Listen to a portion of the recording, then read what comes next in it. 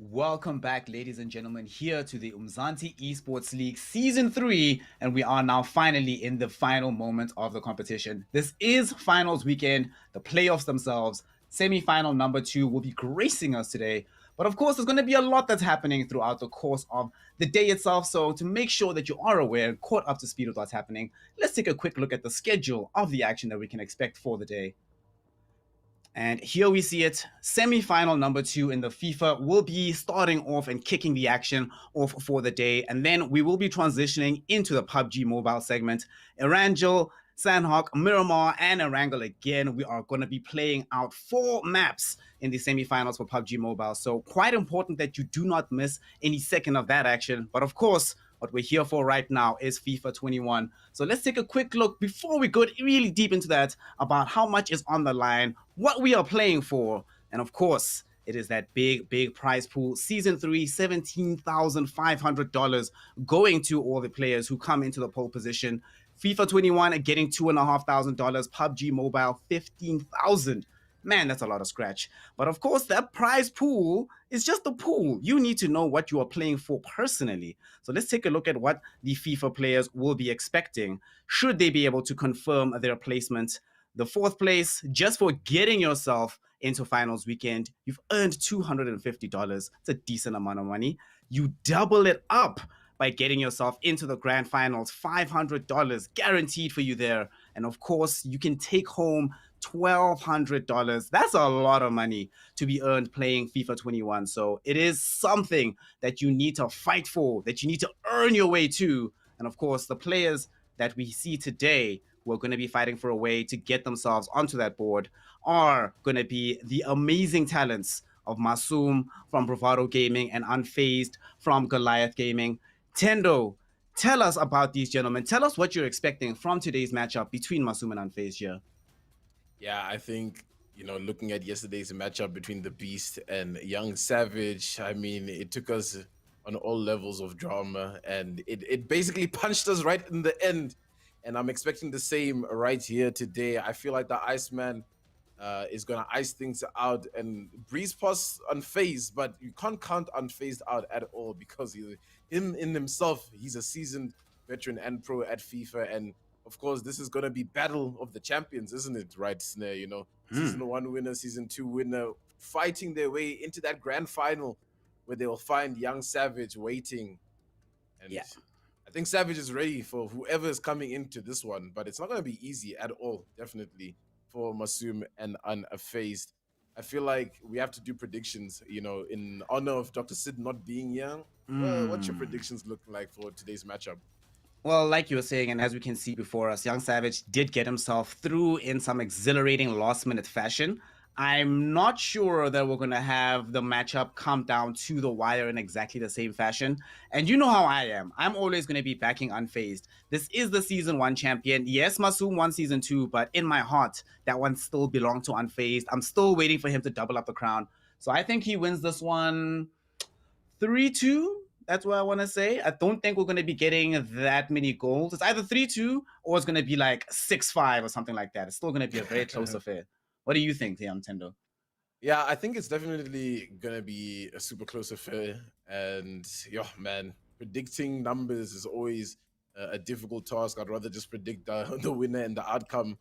But I'm definitely going for Masoom, and I think rather than predicting a scoreline, it's going to be with 2 goals in advantage for Masoom. So that's leaving it open, right? We could have maybe just like a 3-2, a 3-1. It could be like a 6-4. Let's just see. Let's hope that fate will tell an exciting story tonight, leading up to this grand final for the Umzansi Esports League here, hosted by Nodwin Gaming. What a story to be told indeed. And as the players are getting ready to fill the pages of that tale, make sure that you are following all the various socials for Nodwin Gaming Africa. Follow us on YouTube, on Twitch, on Twitter, and of course, make sure to go check out the nodwingaming.africa website. A lot of content, a lot of articles, everything that you've seen on screen explained and explored in much greater detail on the site. So go check it out and show your support for the Umzansi Esports League over there as well. And now that we are about to get into the game, I do also want to implore you, Remember how important it is to keep signing up. Be a part of the Nkosi Super Cup. Get yourself into the Umzansi Esports League by qualifying like that. And now, Tendo, we're getting into it. Half number 1, semi-final number 2. Unfaizd taking on Masoom. Let's go! Unfaizd is going to win. No bias. And it's a cold day, you know? And look, man, I'm not going to say anything, but we all know it comes with the cold. As we start things off quite slow to build up the game here. This is certainly not the time for... You know what this is not the time for? Right. Yesterday, we saw the Beast playing a little bit more slowly at the beginning of the game than what we were accustomed to seeing. And it sort of came back to haunt him at the end of proceedings. So I'm hoping that we don't have as much of a time of these two players figuring themselves out, because it kind of feels like whoever gets to the races in this particular matchup, whoever gets first scoring is going to stay the scorer. And we see now inside the box, Masoom trying to be the one to break the deadlock first. Offside. Whew, thank goodness. Offside is called there, so there's going to be a little bit of a reset here. Now it's going to be Masoom on the attack. Fernandez. It's a beautiful free ball coming in. A towel just not on it fast enough. It is going to go out for a goal kick. And you can definitely feel how tense it is today for the players. A lot is on the line. I mean, yesterday we were talking about how Young Savage basically doubled his earnings in mere moments, you know, towards the end of that game. So there's definitely a lot of pressure on both the shoulders of these players. Now Unfaizd on the attack. Doing his best, gets the ball to De Jong. Trying to find a way to thread through these passes. Both of these players have had a lot of runs of form with just explosive movement. But Unfaizd, definitely a master of movement off the ball. Masoom much better with it. And that pass, whew, that looked very threatening. A bit ambitious, to be fair. And Masoom does snuff it out. But like you say, he is the Iceman, so we should never expect something that audacious and ambitious to get past him. He's going to cut it out, snuff it out every single time. Yeah, it's definitely going to be a back and forth, I feel, in today's fixture. With Unfaizd just trying to edge his way through Masoom's very tight defense that we've seen through the season, but he's in a good spot here to take a shot and stabilizes there. Unfaizd. That shot didn't really come in. Masoom was there, ready, and now working his way back up on the counter is Masoom. It's interesting to me that Unfaizd decided to bring Bullet back in. This was one of the players that had a lot of presence and a lot of usage earlier on in the group stage portion of the league. Did start to drop off mid-season and was completely absent towards the very end. And now pulling it out here in the semifinals, he has to have a lot of confidence in this. We did see yesterday from the Beast Bianchi that too many alterations to the squad can have sometimes some negative impacts, but just the one change to an amazing player like Bullet could really make the difference. He found himself in a decent position to score before with this player, and he tried to get the ball forward using him, but Mbappe sadly got dispossessed and can't keep the carry going. If we're talking about actually new players, do you think we're going to have any changes tomorrow, or do you think that no matter what, this is the last time we're going to have any kind of roster surprises for the finals weekend? Yeah, I think the problem with switching it up just for the final is you've worked your way in through, you know, this first semi-final obviously is like a qualifying stage for that grand final, and what works in the semi-final, you got to kind of bank it's going to work in the grand final. So hopefully some players won't be changed, but obviously, you know, the pros will go about it with how they feel. And are really going to attack the strings here on the side of Masoom. He's playing with the keeper. He's playing with some food, but the keeper catches on a bit too quickly. But for how much longer as he's back on the attack here? Masoom trying to edge his way into the box, but the defense is strong on the side of Unfaizd. Like his name, he isn't faced by that one. He's going to turn it around and go for a counter of his own. Not many players would have had the composure in that situation to drag the keeper out, but it was the exact right thing to do. And it allows him to be stringing together some kind of way back on the other side of the pitch here. If he breaks this deadlock, given the players that he has at his disposal, it's a little bit easier to rack up goals if there is overextension from Masoom. But Masoom trying to make sure it stays at level pegging to avoid that particular pitfall. So despite this game, like you said, it's been very back and forth, but have not yet had anybody decisively break through. Hasn't been like yesterday where different periods of the game were dominated by Youngsays. Oh my gosh. All right. Now it starts. Unfaizd comes through with Mbappe in the box. I thought he was going to still lay off the pass, but he says, nah, more than enough space to get the shot, and he gets the opening goal for himself. Yeah, sometimes when it's presented in front of you, you got to just take it, and I think that's exactly what Unfaizd did there when he took that shot. So now Masoom's put under the pressure. He needs to get a response in very quickly. 38th minute on the board, and it's the dying embers of this first half with not much to show for Masoom besides a couple of attacks. Can he string something here towards the end to maybe, just maybe, level things up? Is it going to be an Unfaizd story all through the half? He'll definitely do wonders for his confidence going into half number 2 if he can secure this win. And with Ronaldo looking to slot in potentially a second goal to make it very clear that he's ahead by halftime. But I think Masoom is probably feeling confidence in his own skill to keep this ball out. But now Immortalz in a world of space. Can he get through here? Hernandez trying to close him down, not going to be able to do so. Ball still gets recycled back to De Jong. Rare mistake from Unfaizd, unable to play the ball correctly, but he still maintains the possession, getting back in on the run, looking for a partner to cross or pass to. Atal will be that man. Atal gets it to Mbappe, but Mbappe regrettably touches the ball a little bit too much, and it wanders into the goalkeeper's hands. But nonetheless, still goes into the second half of this one. A goal up here, Tendo. Yeah, and possession-wise, you definitely can see that Unfaizd is controlling majority of the game and dictating the flow. And it's Masoom who's on the back foot, pretty much just absorbing all of the pressure. And he's trying to wait. And, you know, the problem with waiting to get a good attack in is while you're absorbing all that pressure, you know, not everything is not invincible. You know, it's just going to crack and crack and crack. And unfortunately, if he keeps cracking, it's going to be unrecoverable at that stage. But now, second half underway. Hopefully, Masoom can find something to emerge himself into this game with Fernandez here on the ball. But loses it to Mbappe. A very dangerous position now. This is exactly what I was afraid of. I wanted to mention here that the longer this goes on without Masoom being able to get a goal, regrettably, as the way that Unfaizd plays, he tends to be extremely aggressive on the dispossessions, even when he's playing on the attack. Exactly like what we saw there. As soon as he starts to get the ball forward, he's always going to be pressing. So if you are unable to get a goal soon as Masoom, then you are just at risk of being constantly put under this pressure with goal threat looming. And it's looming again now with Mbappe on the ball, holding it up long enough to bring several men forward. The question is, can he thread through these passes? He's being very patient, taking his time when he's on the ball. He knows he's ahead. He knows he doesn't have any pressure on himself right now. So he can play with this more methodical approach. And this must be really frustrating for Masoom because he doesn't want to drag his defenders out of position to go for these aggressive tackles. He has to sort of wait for the interceptions or the standing tackles, and he gets one there from Varane, but there's no way he wasn't sweating just a little bit there with Mbappe threatening to go through on the space. Now Atal on the ball, plays it to Mbappe.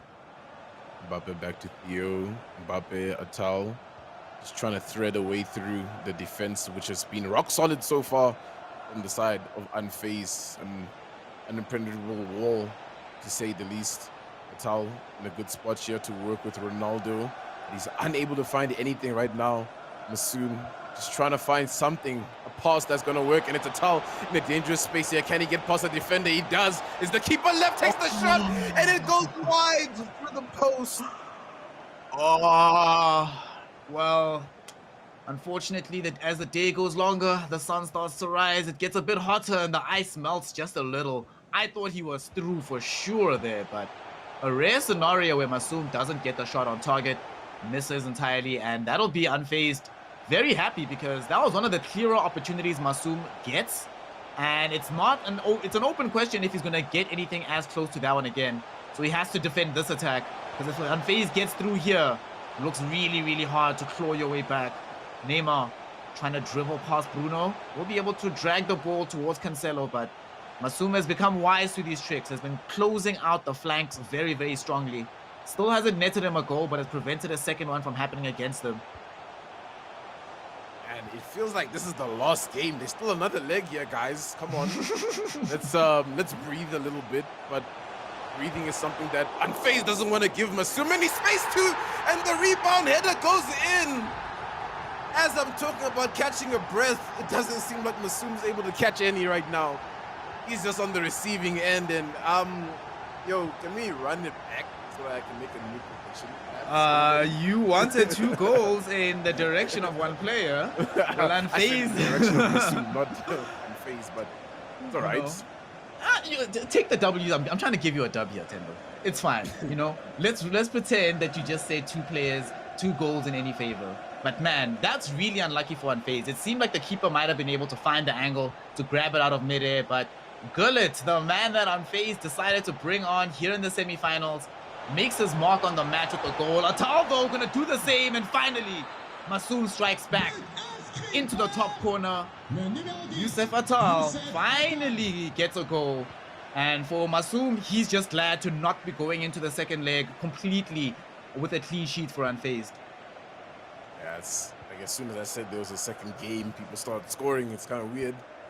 But it's all right. And Unfaizd needs to just calm things down because, you know, the way this game really works is sometimes when you score and they score, things can be a little bit shaky like that. The game can be very, very tense. But things are starting to calm down in the middle here. Mbappe is on the ball. Masoom needs to string another attack. Still has a little bit of time to work with here. Can level things up to go into the second leg with a bit of a standing ground. Squanders a pass here. Now Unfaizd can work with this, and this is a really dangerous time to be giving away the ball if you're Masoom. Because every moment counts here on the ball. He needs all the possession, all the retention that he can get if he wants to level things up. You need it. Whether or not he'll find it is a story, or a question rather, that has yet to be answered. Another thing that has been interesting has been seeing Masoom sort of adapt his attack towards trying to get in on the flanks himself. But now he's dealing with a central run coming through from Masoom. Ronaldo gets the ball to Gullit. Back to De Jong. More about just being able to hold the ball right now. But Atal with the roulette can't get the full finish, but still making it very, very difficult for Masoom to rest easy in the dying moments of this game as attack after attack keep coming. The header yet again comes through. 2 shots on target in a couple of seconds. Sure, they both get saved, but more and more of those moments that come, it's more and more opportunities for a decisive goal yet again from Unfaizd. 5 minutes make a difference here for the side of Masoom. What can they string? Cancelo opens up a lot of space here for the team to work with, but unfortunately he's offside. But it plays back to Ronaldo. Ronaldo finds a pass. It's a good pass, not quite, but Cancelo's able to recover. Yeah, ball comes in, cutting low for a corner now. Takes it quick.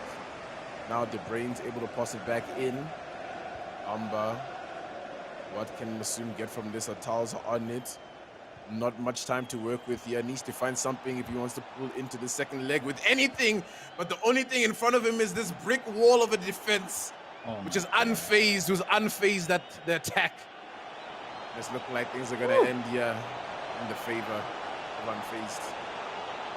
He's looking to do a young savage here because he wants to get himself another goal before this is over. We're still in the final moments of the game. At a time from 1 minute has become 2, and he's in. Mbappe gets the turn, gets the cut, gets the goal, making it 3-1 to end the first leg.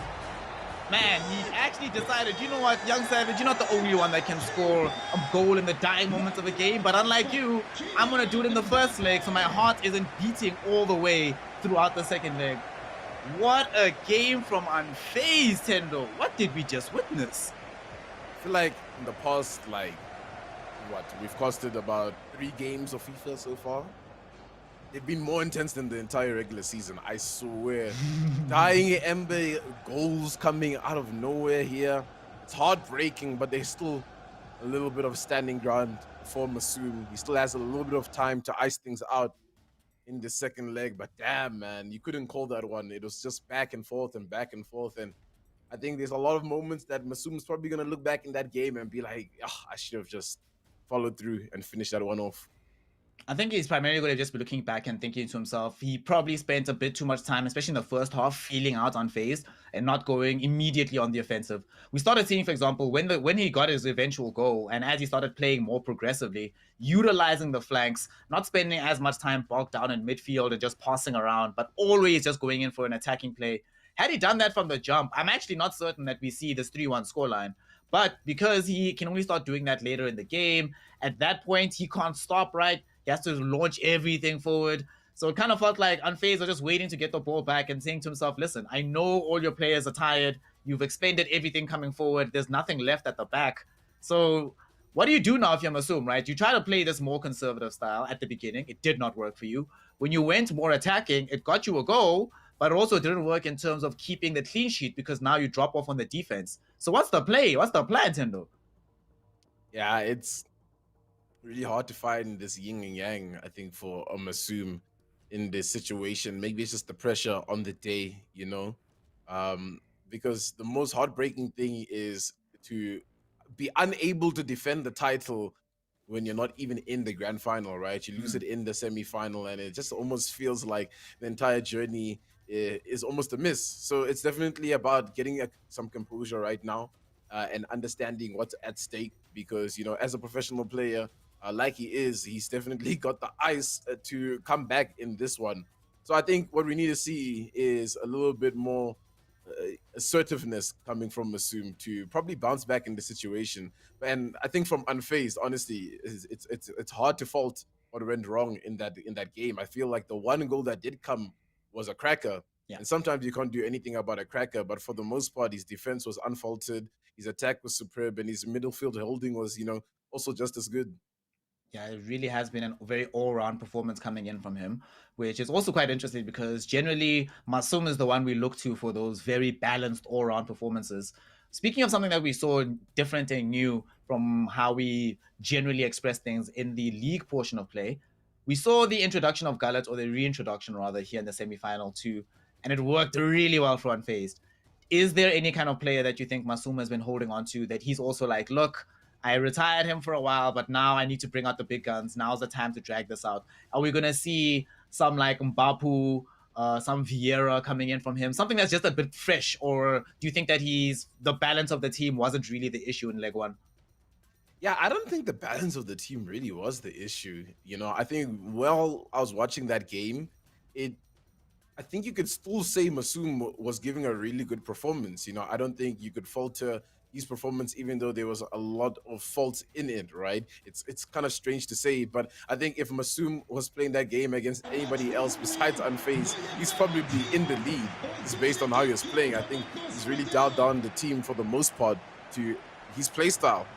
And it's just unfortunate that some players are better at reading your play style than yourself, you know? So maybe that's what's happening here. Well, let's see if he has now looked through the translation of how is Unfazed reading me to be able to retranslate Unfazed back, because we get into leg two, potentially the last time we're going to be seeing Masoom in the Umzansi Esports League Season 3. As it stands right now, Unfazed has his name etched into the grand finals. Let's see what's going to happen here. As at the very beginning, Masoom doesn't seem like he wants to be playing this one with Porter. Gets a pass. Ronaldo cannot find the way to get into Bamba, but that is a nice sign of life from Masoom. The fact that he's playing super aggressively from the jump is a good sign of intent from what the matchup is going to come. Yeah, definitely. He needs to really swap that mentality and kind of adapt what works so well with Unfazed against him sometimes, you know.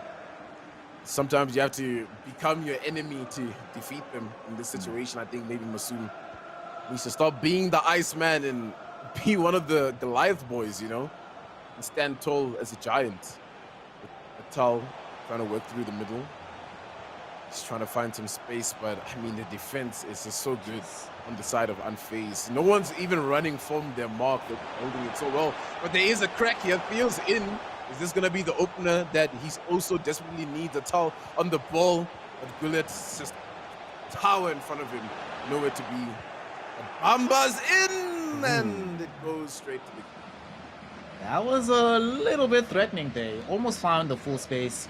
But I like how he's rethinking exactly how to approach this. He's like, well, I know that you're going to have this ironclad defense. I'm not going to spend the whole match passing in between midfielders. I'm going to look for through balls. I'm going to look for runs overlapping with the fullbacks. I'm going to look for ways to just cut through with one of my attackers. So anything that's on the table, Masoom is trying to use, which is a very good strategy when you're 2 goals down. Unfortunately, we haven't seen Unfaizd start attacking just yet. And if he's able to find a goal, my gosh, that makes the game very difficult. And now with a free kick 21 yards away from the goal, this is a dream come true with Neymar, Sergio Ramos, Gullit, Ronaldo, all these players. And he goes with Ramos, doesn't manage to get into a top corner, but it required an amazing save from Oblak. Yeah, that was a superb save. I mean, that was pretty much going in. And I was about to scream that he got the second free kick of the entire season there. But unfortunately, that's yet to happen. Fernandez is on the ball for Masoom, who is still trying to find some footing in this fixture as an overall. Atal's on the ball. Atal maybe has lost his gas on the team of Masoom. I don't feel like he's been utilized as well as we've seen in the regular season. But now Mbappe's on it. Mbappe trying to weave his way past a bajillion defenders at this point, it feels like, from Masoom. Nowhere to run, nowhere to go, nowhere to pass. It almost feels like as he's holding things down here Unfazed. Jeez. Mbappe was in the box like he's Cuba surrounded by sanctions. There's a lot happening, doesn't get through. And the ball back in play, Ronaldo. You know, it's funny because I did history, so I kind of yeah. That's why you gotta follow the Nodwin Gaming Africa channels, y'all. We drop entertainment and history in at the same time. What's interesting about Atal is the various ways he's been used, right? Because we see Masoom has been playing him sort of more as this playmaking target man, whereas for Unfaizd, he's a runner more so than anything else. But he's still Ronaldo? What just happened? Okay, so what happened there is Ronaldo for Unfaizd just decided he was going to score. I think he just made up his mind that I'm getting this goal, and it doesn't matter what you do, this goal is going to happen. Because if I read that correctly, there were 2 tackles which should have gotten the ball off of him cleanly, 2 scenarios where the movement should have just intercepted the ball naturally from the dribble, but Unfaizd says no, and he gets a goal. Now he's 3 goals up, Tendo, for semi-final 2. I hate when something like that happens. It almost feels like your controller isn't working in that situation. Maybe I'm assuming, but you gotta bounce back from that situation. You know, see that your brain's being added to the pitch. Hopefully, gonna add a breath of life here, and maybe that's that player that you were talking about during the off to see whether he's gonna add a bit of explosion. But Atal so far hasn't been able to really do much for Masoom, and I wonder if maybe he's relying too much on the attacking prowess of Atal. Maybe Unfazed has just watched too much Umzansi Esports League, you know, and he's just like, yeah, we see you, Atal. We know what's happening. Been completely crowded out. Now the scoring responsibilities will probably drop to different players. Ronaldo tries to get past, unable really to thread through that goal. This is really frustrating for Masoom, because as much time as he's spending here, all the efforts generally have been going wasted. Now, let's see if this time around will be something different. Spent the last few minutes on this attack. Atal finally gets himself onto the ball. Will he find a partner here? Mbappe is very happy to receive the ball, looking for a way through, but Gullit, what a 5-head, 10-head. What an amazing decision here from Unfaizd to bring in Gullit here in semi-final 2. Really has proven to be a revelation, because that one player, it seems, has sort of held from the midline to the final third. Everything that Masoom tries to do gets crowded out. It's really frustrating, even when he does find clearer spaces to move forward. Yeah, and it's pretty much just like, you know, understanding a meta and implementing something that is going to counter the meta. Because obviously he's got this really short, fast attacker in the form of Atal. He's got Ronaldo and Mbappe, who are also, you know, pretty fast. And you basically, what she's trying to do is put a brick wall in front of that attack, and, you know, using him as a floating player down that midline, pulling back into the defense, you know, so he has this extra player basically working a lot of magic for him. And basically it's been to a great advantage so far in reading the way that Masoom plays. We go into the halftime and oh my goodness. Really wishing that time machine was invented now because it's looking more and more like the Unfazed Young Savage grand final. Oof, the way it is looking right now, I cannot imagine. And just in terms of how he's been playing, Masoom feels a little bit lost and adrift right here compared to what Unfaized is bringing us. Just like I think, like you did, what you mentioned is very important here. That Unfaized has understood this current meta really, really well. Back in season 1, when he managed to win the entire Umzansi Esports League, it was under similar conditions. Everyone was playing a certain style, and he's the only one that decided to try something different in a particular way at a time when nobody else was prepared to deal with that playstyle. And he took the entire playoffs by storm, set to do so here again, as he got a 3-goal lead. And honestly, I feel like he could still score 1 or 2 more. It's pretty much all down to whether or not Masoom can stop him, because doesn't seem like Masoom is going to be able to score any normal goals. They all have to be crackers. And now here's a chance for one, though. Ronaldo on the edge of the box doesn't manage to get the cracker. So now we are back to the fearful place. Okay, that's surely is offside. Okay, right. Make sure. Yeah, I think there's just too many touches coming in from Masoom today. And I mean, you got to guarantee, you know, 100% shot. So I understand, especially when you're going up against Unfazed, whose defense has just pretty much stopped him in every attack that he's tried to do. You gotta just try to hold on to the ball until you can almost guarantee it's going into the net. But now De Bruyne has to create a bit of play here for the team.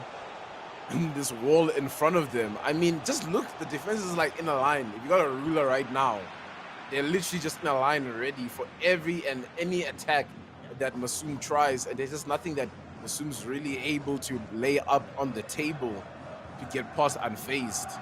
And unfortunately, because of the way he plays, like you say, always searching for those 100% shots. I mean, earlier on today, hold that thought, we might see Ronaldo making this lead even larger, dribbling past the keeper, slotting it into the back of the net, making it 2 goals for the second leg, and 6 in total for the entire, 5, excuse me, why did I say 6? In total for the entire contest.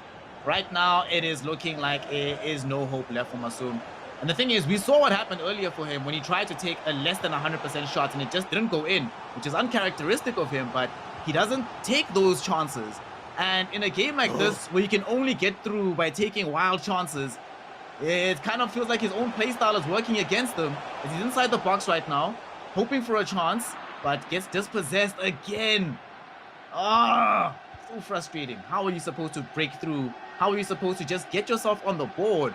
You don't want to get whitewashed in your final game in the Umzansi Esports League. No ways! What? What a pass, what a cross coming in from Unfazed. I was listening to Snare speak and I was just like, yeah, no, definitely you can't be getting whitewashed, and that just flies in and it costs us Chris. Strikes again, unfortunately, on the day. Today, the ice is melted. Global warming has been in the form of Unfazed today, unfortunately.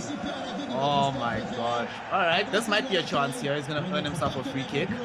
And we saw a goal threat earlier on from Unfazed from a similar situation.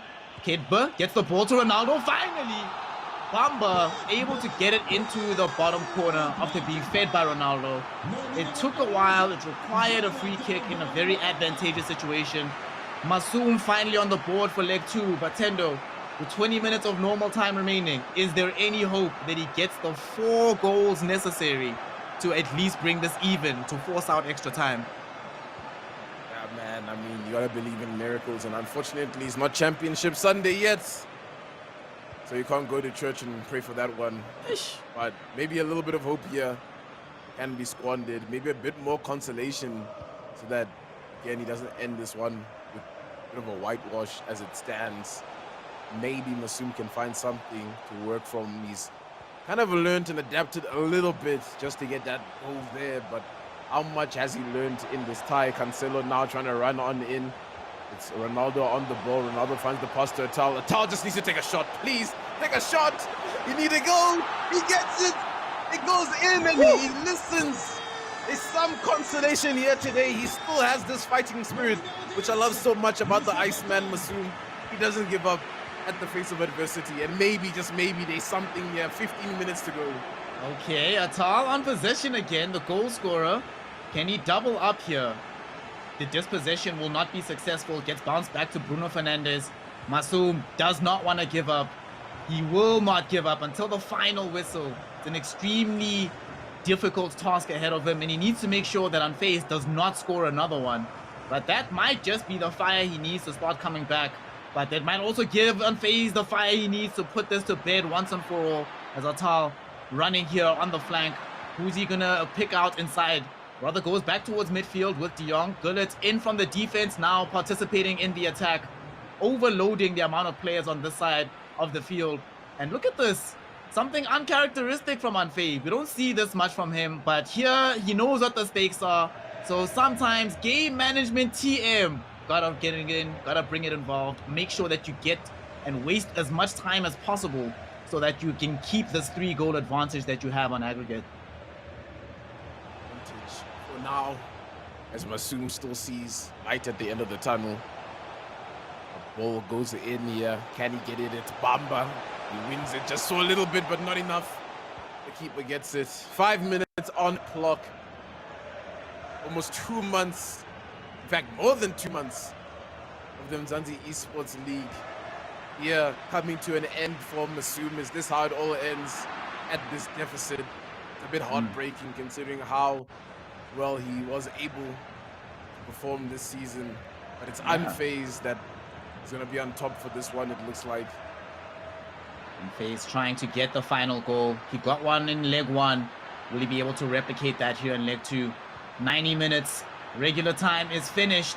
And we only have 1 added minute. Masoom, unfortunately, does not seem like he'll be able to claw back the goals he needs. We got the game ending. The whistle is blown. And the defending champion is out. He's done. Unfaizd is back in the grand final, Sendo. And wow, yesterday's matchup between Julio the Beast Bianchi and Young Savage came down to the wire. Today didn't even seem close.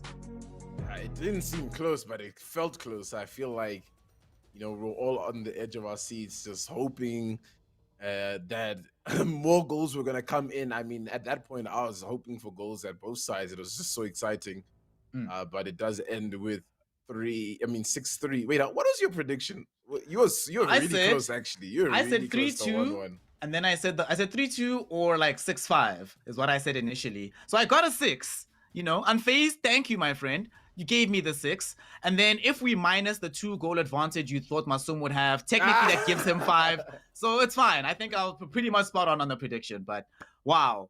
Honestly, Masoom, amazing performance throughout the league. The 3 goals that he got here, not enough to get him into the grand finals. Not enough to necessarily show the full caliber.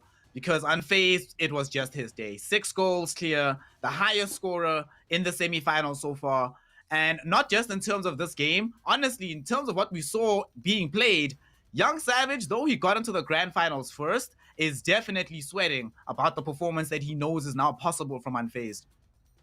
Yeah, and Young Savage, I mean, we were looking at him in the mid-season where it was looking shaky for him, right? You know, we were like, is he going to make it into that top 4 position to get into these playoffs? And now look, he's in the grand final versus one of his, you know, teammates, Unfaizd. It's a Goliath story for this grand final. It's Championship Sunday here in the Nodwin Umzansi Esports League. And I mean, what a way it's going to end, I feel. I mean, after today, yeah, man, it's been a hectic season thus far, and I don't think the final is gonna shy away from that. I mean, we can't even predict for now. You know, we gotta. No. I gotta, you know, like a bowl of noodles, just leave it in the microwave, let it cook for a bit. Yeah, that's how I feel for, like, my prediction for tomorrow. Because so far, I think I'm on 0 for predictions. I got yesterday's prediction wrong and today, so it's not looking good for me, at least. You're definitely going to have to cook up that prediction. And the players, though, are certainly going to have to cook up something amazing in the meantime to try and figure out exactly how they're going to beat each other. Because neither of them were favorites to even be the grand finalists. Masoom and the Beast Bianchi, who were the primary favorites these guys have already been eliminated, and regrettably, they'll have to watch on the sidelines as Young Savage and Unfaizd, your grand finalists tomorrow in Championship Sunday, will be going against each other. To be fair, the only person who actually got a correct prediction about today, Tendo, is the only man that's not here. Dr. Sid, when he returns tomorrow, will probably tell us the exact score as well about how that'll end. So you do not want to miss it. You do not want to miss it. Make sure that you are plugged in. Miss it. Oh, so everybody, with that amazing match now done and dusted, and with the grand finals now slated, jotted into your diary, Championship Sunday, tomorrow at 6 o'clock, we will be having FIFA 21 conclude and crown a new champion for the Umzansi Esports League. Until then, and in the meantime, we're not done for the day. We still have some PUBG Mobile action for all of you to enjoy. We still have more champions to bring into tomorrow's activities, tomorrow's action. So don't go anywhere. Keep it connected here on Nodwin Gaming Africa. Make sure that you're following the socials. Make sure that you're plugged into the nodwingaming.africa website. And make sure that you keep your eyes tuned right here as we take a small break. And when we return, PUBG Mobile for Championship Weekend will commence. Don't go anywhere. This has been Snare Nintendo bringing you FIFA, and we'll be back tomorrow for Championship Sunday.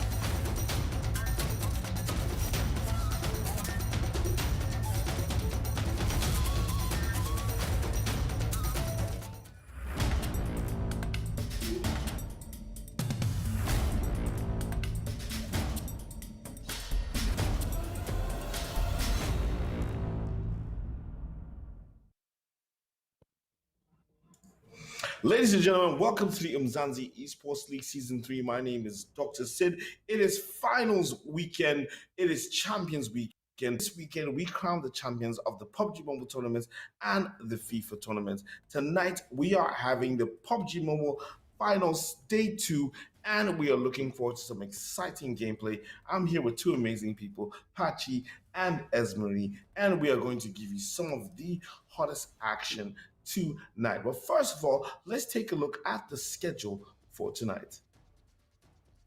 Oh yeah, it is going to be a spicy one just like yesterday. Of course, we're going to be heading into map number 1, which is Erangel very shortly, followed by Sanhok, as we know, and of course Miramar. But then we're going to head right back over to Erangel to finish things off in a nice closed loop to really throw these teams through that grinding stone and really, just get them to test their mettle here. We saw them yesterday. They were doing some insane stuff. So it is definitely going to be, well, at least we hope it's going to be exactly like that. So we've got a nice little loop.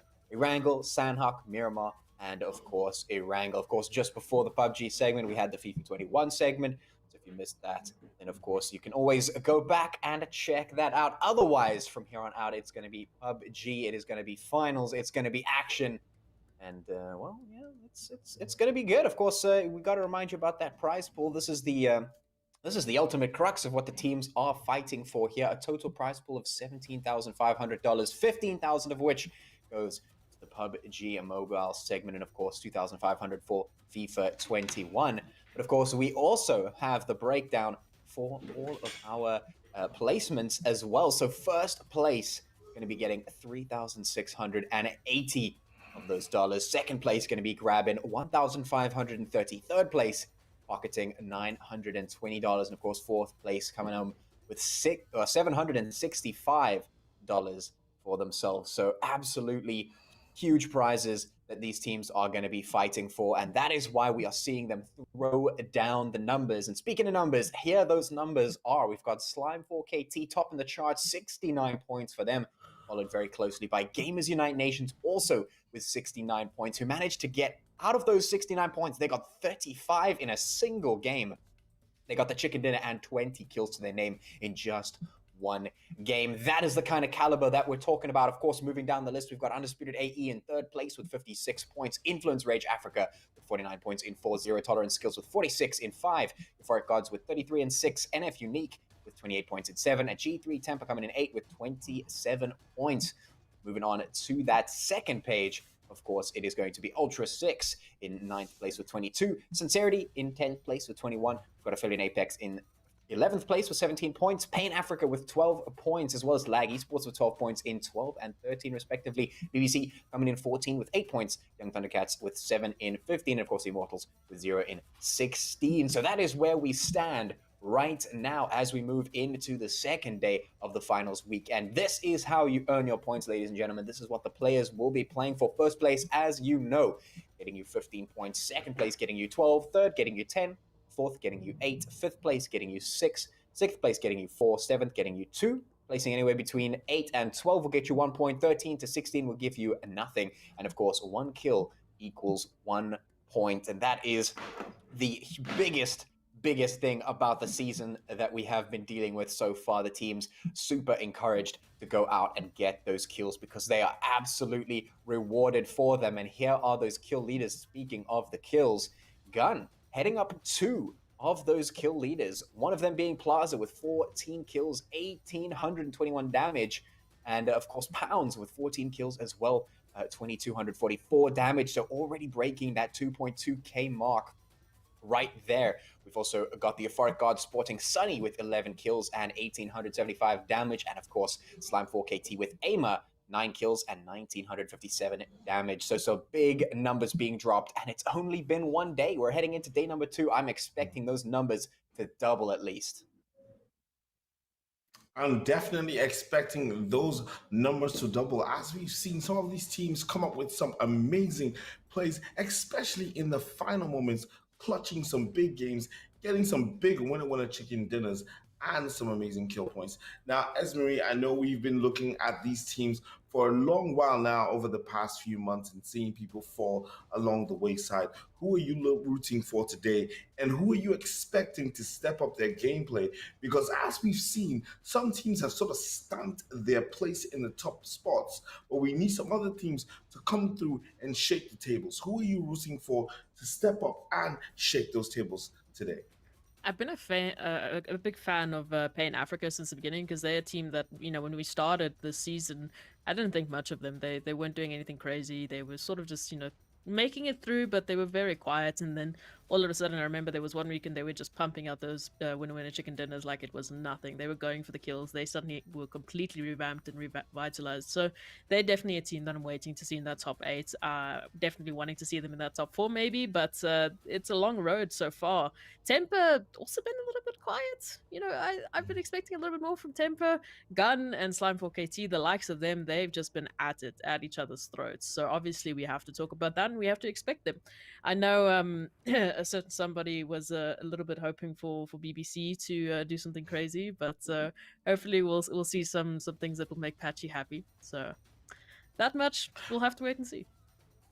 So wait and see. We have to, as the teams are getting ready. Patchy, very quickly, I have to ask you, what are your predictions? When you're looking at last year, we had a mixture of Gun, we had a mixture of Slime4KT, UAE. Who are you looking for to be in the top 3 for today's games or to be in and around the top spots? Well, I have to say the perfect team that fits that description so far is Undisputed AE. Sure, they're not slamming home every game with the winner chicken dinner, but they have been placing top 3 very consistently. Yesterday, I don't think we saw them not place top 3. So they've been very, very consistent, and I expect that consistency to continue. At least I hope it does, because that's going to guarantee them a very nice top spot right there. But of course, that's not the end of the road. Of course, 4KT has to come into the picture because they're a team that we saw lagging behind, and they had the audacity to come right back and slap straight into the finals right from behind, give us a good show. And of course, now they are so far leading the pack, very closely followed by Gun, who's been a little bit more sporadic, but picking up 35 points straight off the bat in one match, that's huge. So I do expect them to be placing high as well. Well, picking some points off the bat is what we're looking for today. We are about to get into game 1 of 4 maps today. So 4 opportunities for all our teams to get maximum points and push themselves up the leaderboard to be in pole position to win the prize pool tomorrow. It is a whopping $15,000 available for these teams to win today. And we've already shown you the prizes distribution early on. We are right now flying over Erangel, and it's time for me to leave you in the very capable hands of Esmery and Patchy as they talk you through the blow by blow and the incident by incident in game 1 of the second day of the Champions League weekend. There it is. Thank you so much, Dr. Sid. It is map number 1. It is Erangel. We've got our flight path taking us all the way from north to south on the western side. So a little bit of a biased zone here. We'll see, or a flight path, should I say. We'll see where the zone does decide to drop for now. Unfortunately, BBC not going to be able to have access to their, choice spot there over in Milta Power. They could, of course, make a little bit of a dash there, but I doubt they'll be able to make it. So they're going to have to opt for a secondary spot, potentially.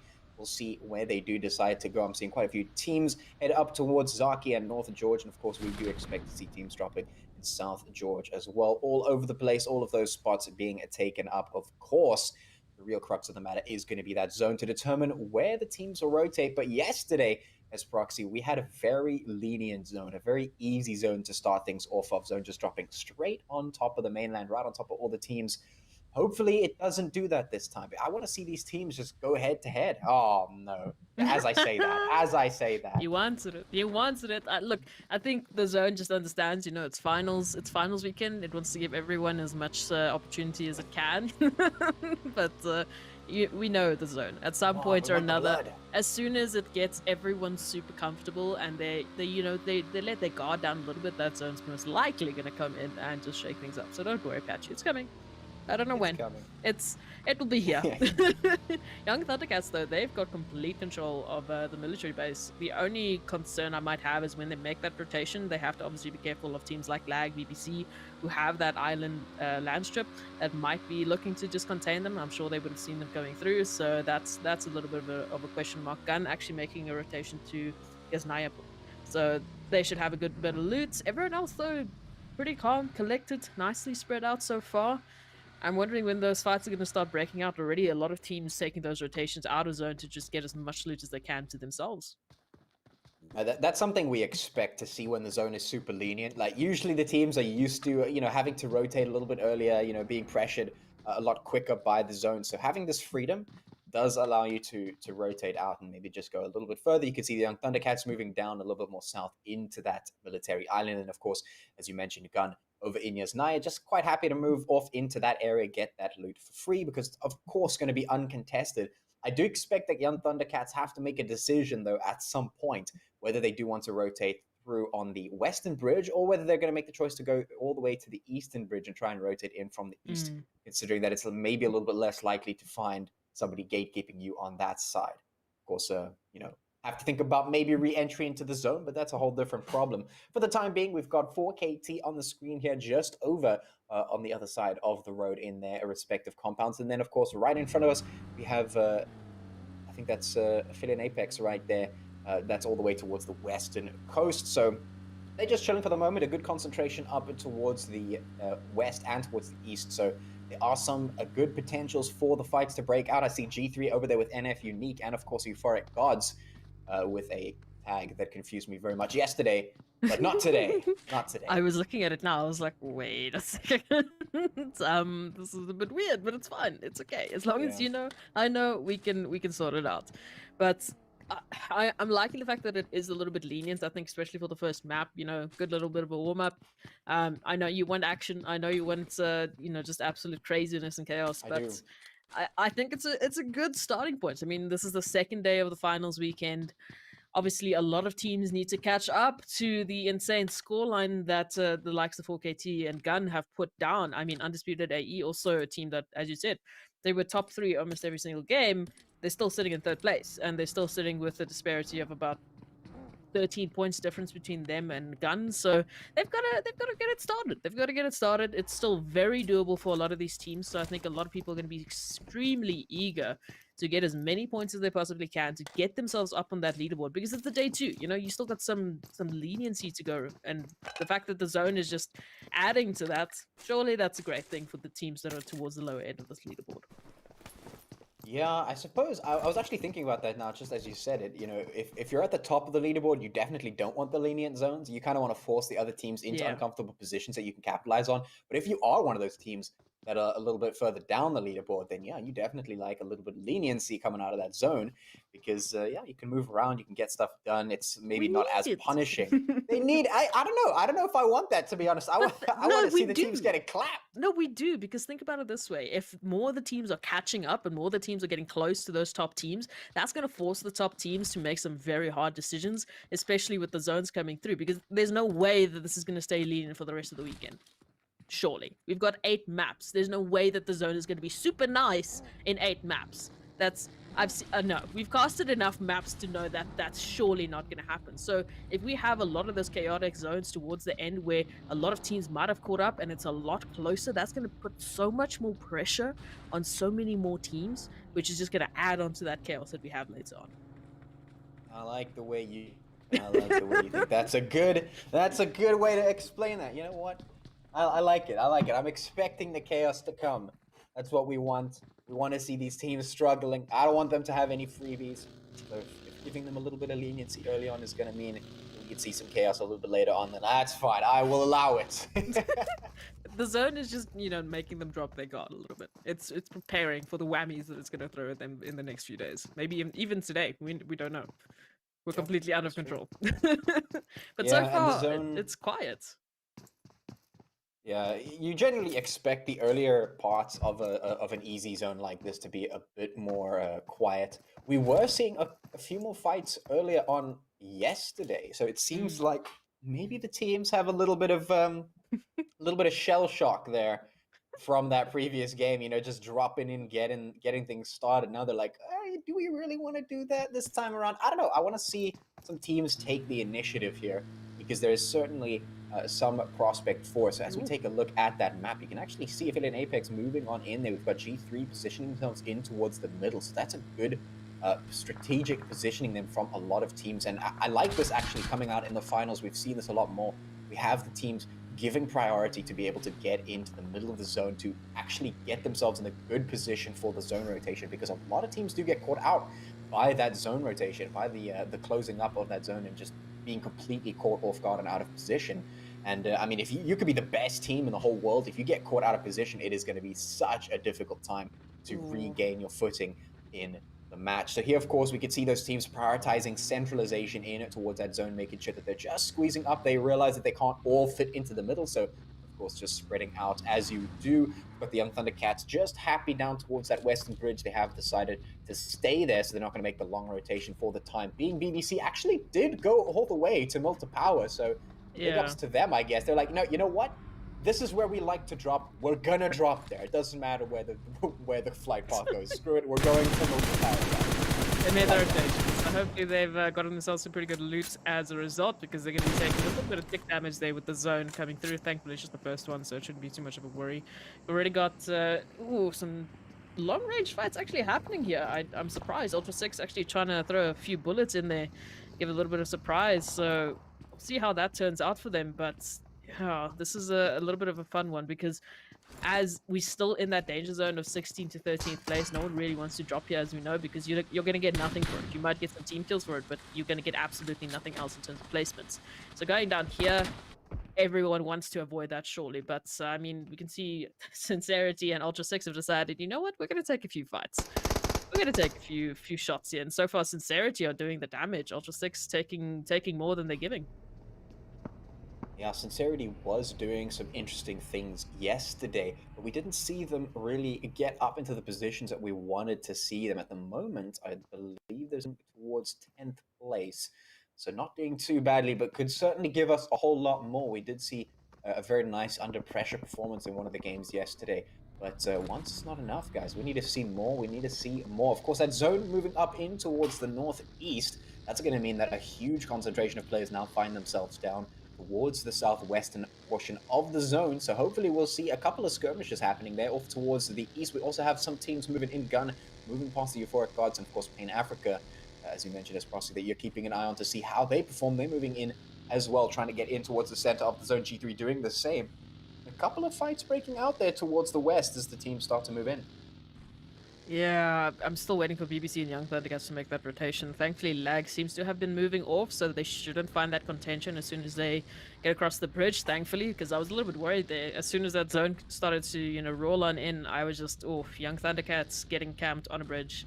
Not what I want to see. Not what I want to see at all. And BBC, please just get in the zone. You're making me nervous. Please, just... Well, it doesn't do that much damage just yet, so... Nah, no, I don't like it. I don't like it. I've got PTSD from getting caught in a zone too many times in a fight, and then it's not going my way. So please, just rotate, please. You gotta have the confidence, as Proxy. You gotta have the confidence to play I've always when no been the man last will to play. rotate. It makes me nervous. It's always them. I mean, it's their trademark style. We know this. You know, BBC, they like to take those long routes. They like to be the last ones in. But they like to hit hard when they come in, so, you know. Let's hope it happens. It's just the play style. It's just the BBC play style. Yeah, let's hope they've got all the bandages and meds that they need to sustain that. But so far, yeah, no one's dropped. We still got 15 teams in this. We still got 15 teams fighting for this.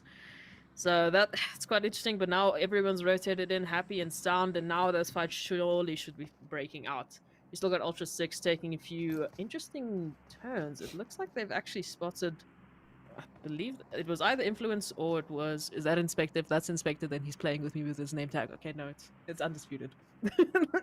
That name tag. That name tag, please. Why do they have to confuse us like that? Why? Are they doing it on purpose? It is Influence. Here we go. Inspector with 2 R's, just in case you missed it. There it is, driving in their nice, sporty-looking car here. Their nice, good old classic car right there. He's going to be juicing himself back up. He's got the bandages, no problem. We'll see if BBC have the bandages. The Ultra 6 sitting here in this nice ditch position. Down here, a little bit of a dig in for some extra cover. They're watching the trenches to see if anyone dares to go through there, but nobody has challenged them there just yet. Teams have spread out a little bit. They were looking very concentrated towards the west, but they have spread out just a little bit more to make sure that they don't get caught out. Aphelion Apex chilling out here in the compound just across from Ultra 6, who have taken a 2-2 split to cover a little bit more area with those crosshairs of theirs. And as you mentioned, we still have 15 teams here. We've got 59 players. I'm waiting for fights to break out, but none of these teams seem content with taking them just yet. They're not happy with their positioning. They don't feel confident enough to take the fights, and that is just going to lead to a whole lot more chaos later on in the game. I mean, I'm expecting the mid to late game to absolutely explode because it's just going to run out of space super quick.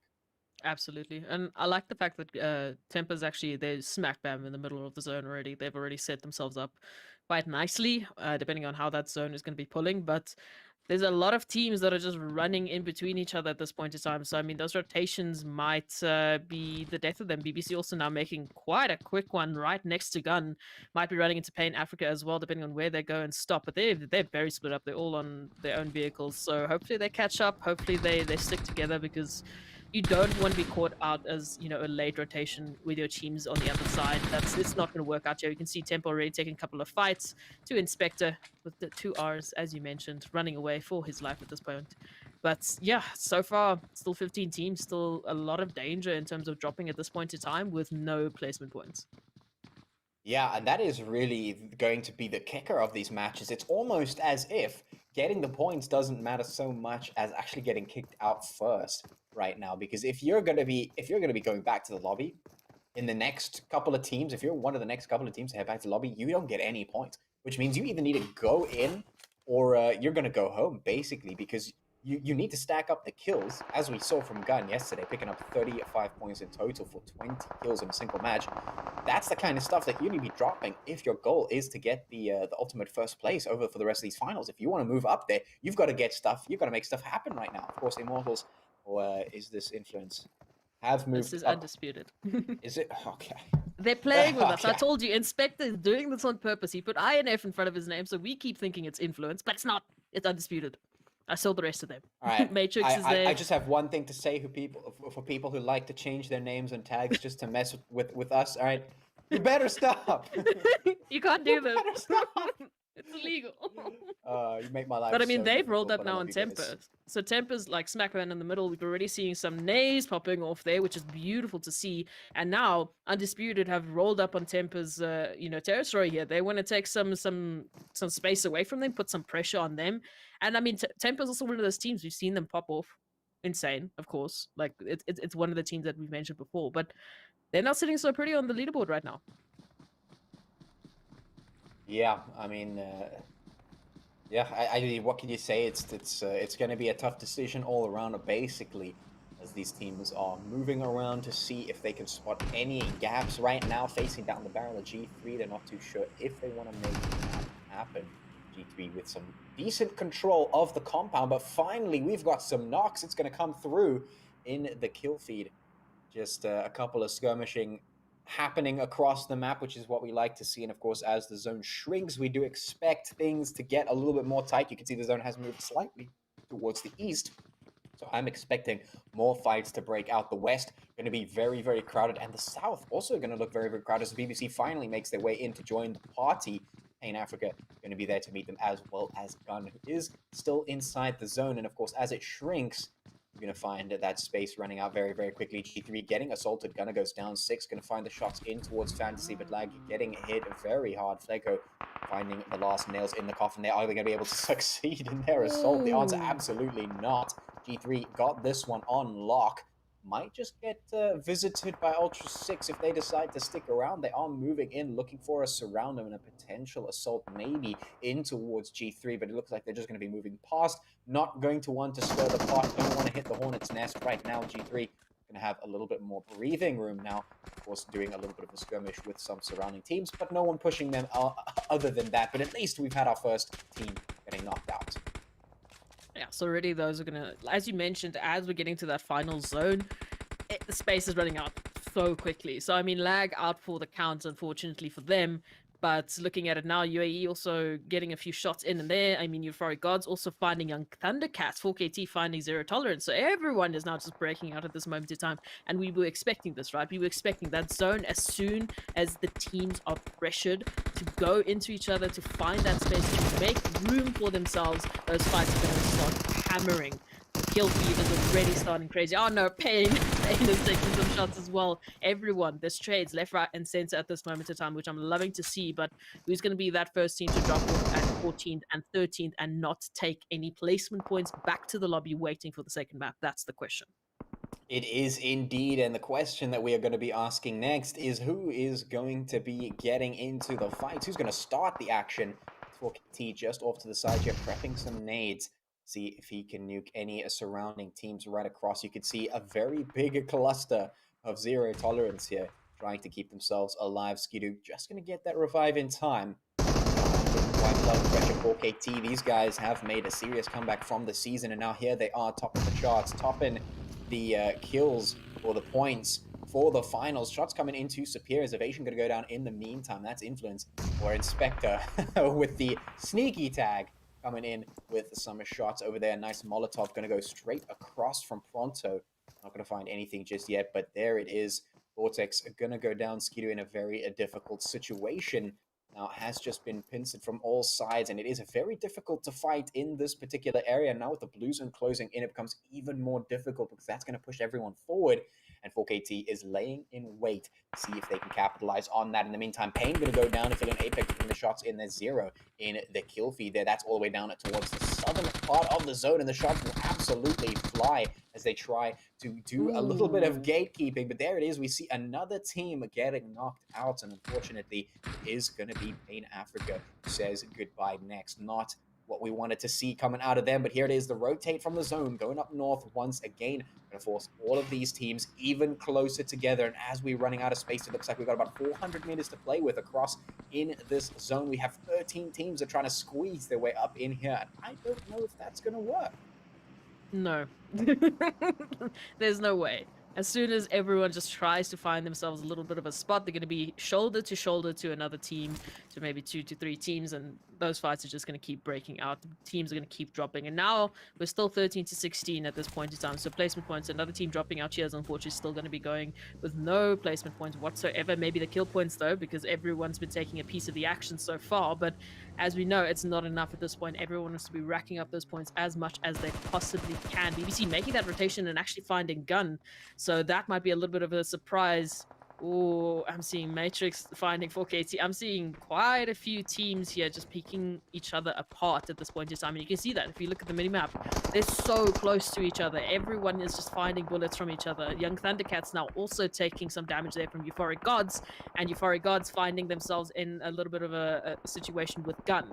So everyone is just getting involved with these fights. There's no one-on-one at all. Oh, Zero zooming up with the rest of Aphelion Apex. Hello, sir. They say hello and goodbye to the Young Thundercats. The shots coming through. One goes down. Ungodly, the last one left here, being challenged for their position inside the zone, trying to squeeze up in there. Euphoric Gods taking a residence on the other side of the hill.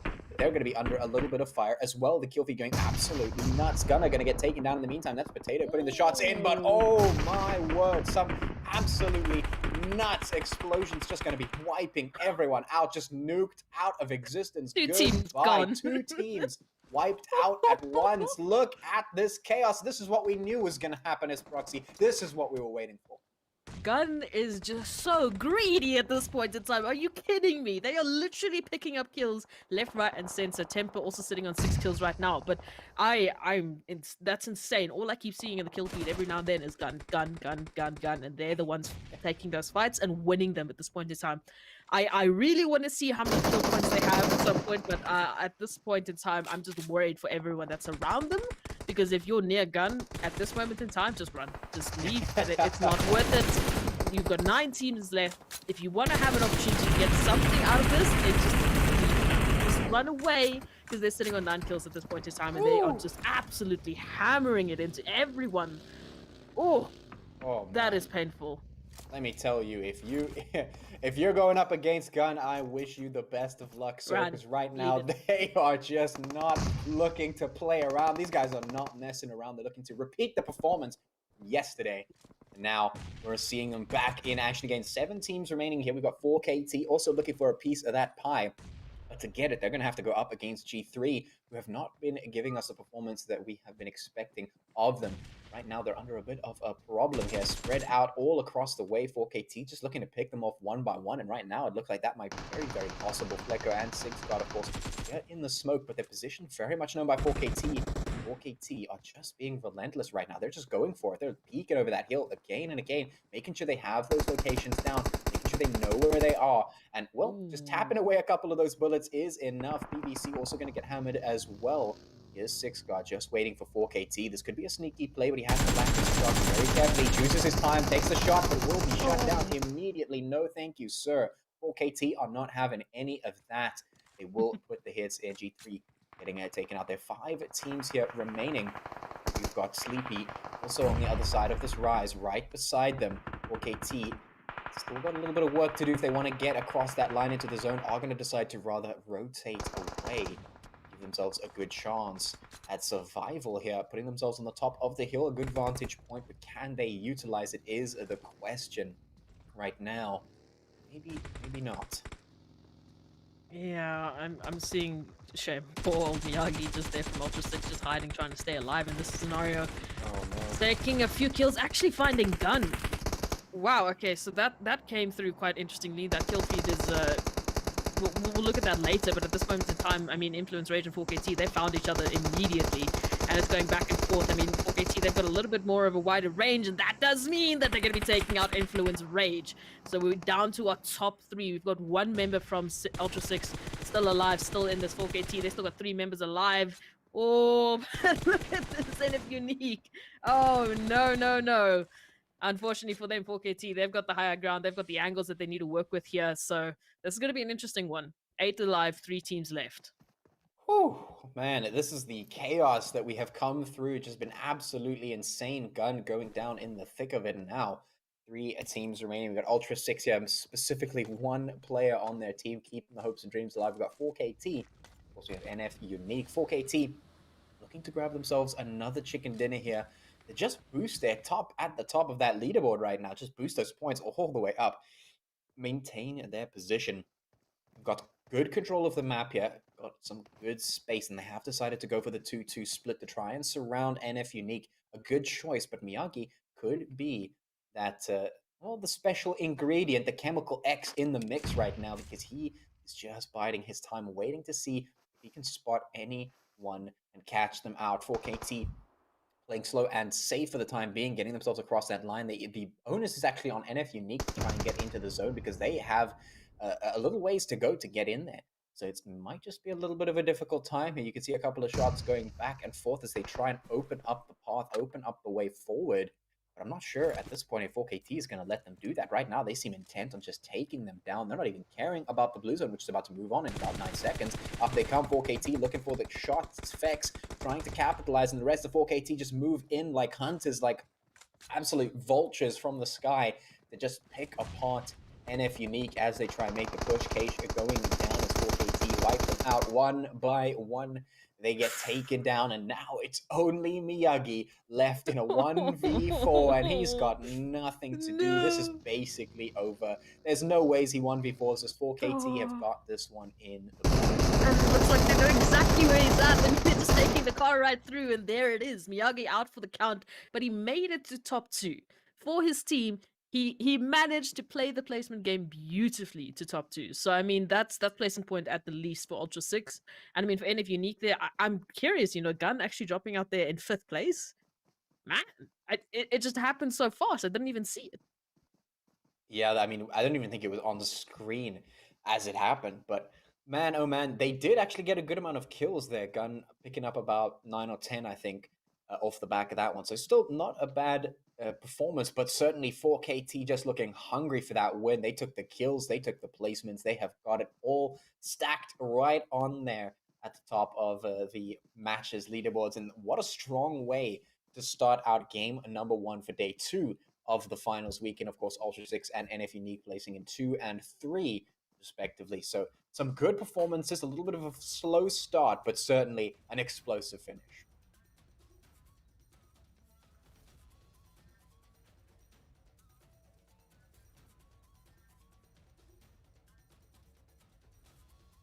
Please. Oh, my bad.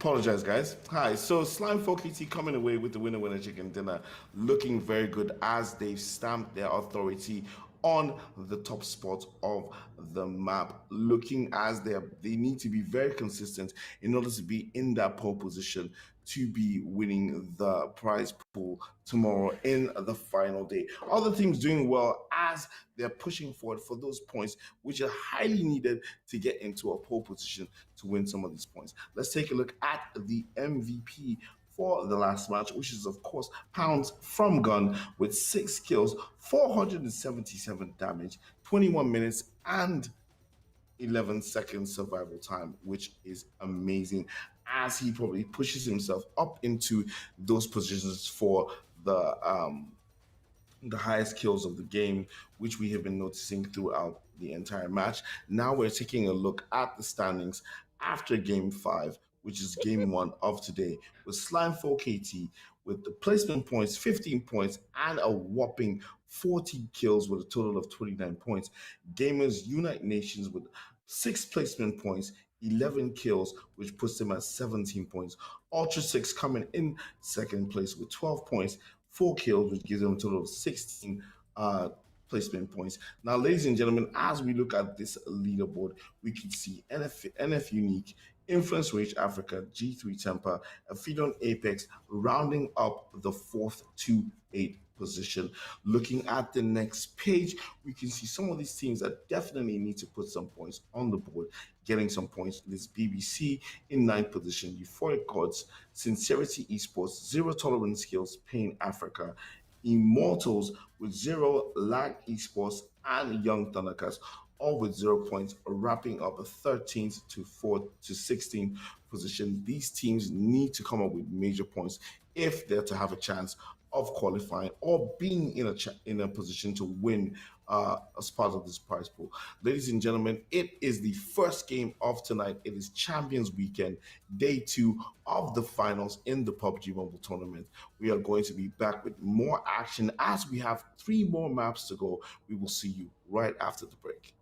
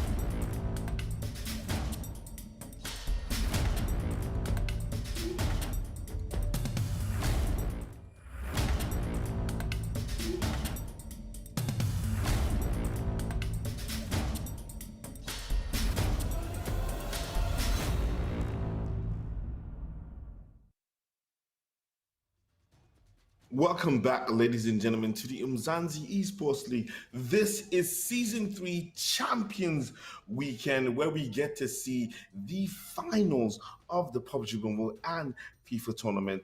Earlier on, we saw Unfaizd defeat Masoom. Right now, we're in the PUBG Mobile segment, where we have just witnessed Slime4KT take the first winner chicken dinner of today. We are looking at the standings. Patchy, talk us through what's happening with the tables right now. Yeah, of course, it is no surprise that the likes of 4KT find themselves right at the top there after a performance like that. And certainly some performances yesterday. 29 points in position number 1, followed by Gamers Unite Nations, who, despite the fact that they didn't have any placement points really beyond 6 that they got there, they got 11 kills to their name, bringing them all the way up to 17 points in second place. Their Ultra 6 following in third position with 16 points. NFxUNIQUE just sneaking in a 4th place there with 13 points, 10 of those coming straight from the placement. So just snake it till you make it. Influence Rage Africa, of course, coming in there in 5th position with 11 points. G3 Temple with 10 points in 6. Got Aphelion Apex with 6 in 7. And Undisputed AE 5 points in 8. So they did manage to scrape together a couple points, but certainly not what we were seeing from them yesterday. Moving on to the second page, of course, it's BBC in 9th position with 4 points. Euphoric Gods in 10 with 2, as well as Sincerity with 2 in 11. Got Zero, Tolerance, Skills, and Pain Africa, each with 1 point in 12 and 13 for that match. And then, of course, Immortalz, Lag, and Young Thundercats coming away with a 0 in 14, 15, and 16. So that is a refresher of the standings of the previous game. And, of course, your MVP for that game was, of course, Pounds, coming in from Gamers Unite Nation. 6 kills to his name, 477 damage done, total survival time of 21 minutes and 11 seconds in that game there. Definitely Gun looking for some blood today. And of course, your kill leaders going to be sporting 2 of those players from Gun. They were just absolutely on the hunt. Pounds, 20 kills, 2,721 points of damage. They're in place number 1. Of course, number 2, it's a Plaza, also from Gun, 15 kills, 2,278 points of damage done there. Of course, it's 4KT with 2 of their own players. And who else, what other team would be able to sport as many players if not 4KT? And it's Aimer coming in with 14 kills, 2,987 points of damage. And of course, Andrew with 12 kills and 1,500 points of damage. So almost 3K coming out of Aimer. And of course, it's going to be 4KT. Of course, it's going to be Gun. These guys have been hitting. I mean, they've been swinging with just gigantic, meaty fists and just decking each other in some, I don't know, they've been fighting it out, all right? It's been a fight. Yesterday we saw them, today we saw them, and now we're about to see them again. And of course, none other than map number 2, it's Sanhok. So I have a question for you, Esme. Looking at the table and what we've seen with the performance by Slime4KT, do you think it would be a good idea for them to snake it, as Patchy says, snake it till they make it, to just secure the placement points? Or do they keep doing what they're doing right now to keep getting those kill points? Just keep doing what you're doing. It's not broken. Why fix it? Well, it is not broken. Why fix it? Players are flying out of the planes right now, and I'll leave you in the very capable hands of Patchy and Esme as they talk you through all the action. That is Game 2 on Sanhok. It is the PUBG Mobile Tournament Champions Weekend at the Umzansi Esports League Season 3. See you after the match, guys. Well, Sanhok! It is indeed. And you have spoken the words of wisdom, as Proxy. The words of wisdom being, don't fix what ain't broke. Here we are. It is Sanhok, and certainly this map right here is, well, there's no time to mess around on this one. Nah, look, you know, we've had our Erangel, right? We know Erangel. We're gonna come back to it later on. It's the last map of the night, so they've had their warm up, but now they're going straight to Sanhok. I mean, from an 8x8 map to a 4x4, you instantly throw yourself in a world of quickness, of close quarter combats, of third parties, fourth parties. I mean, everyone's just going to be jumping in on the fights this time around. It's basically going to be like that last section when we were at that top 13. We had such a small area where everyone was just taking a piece for themselves.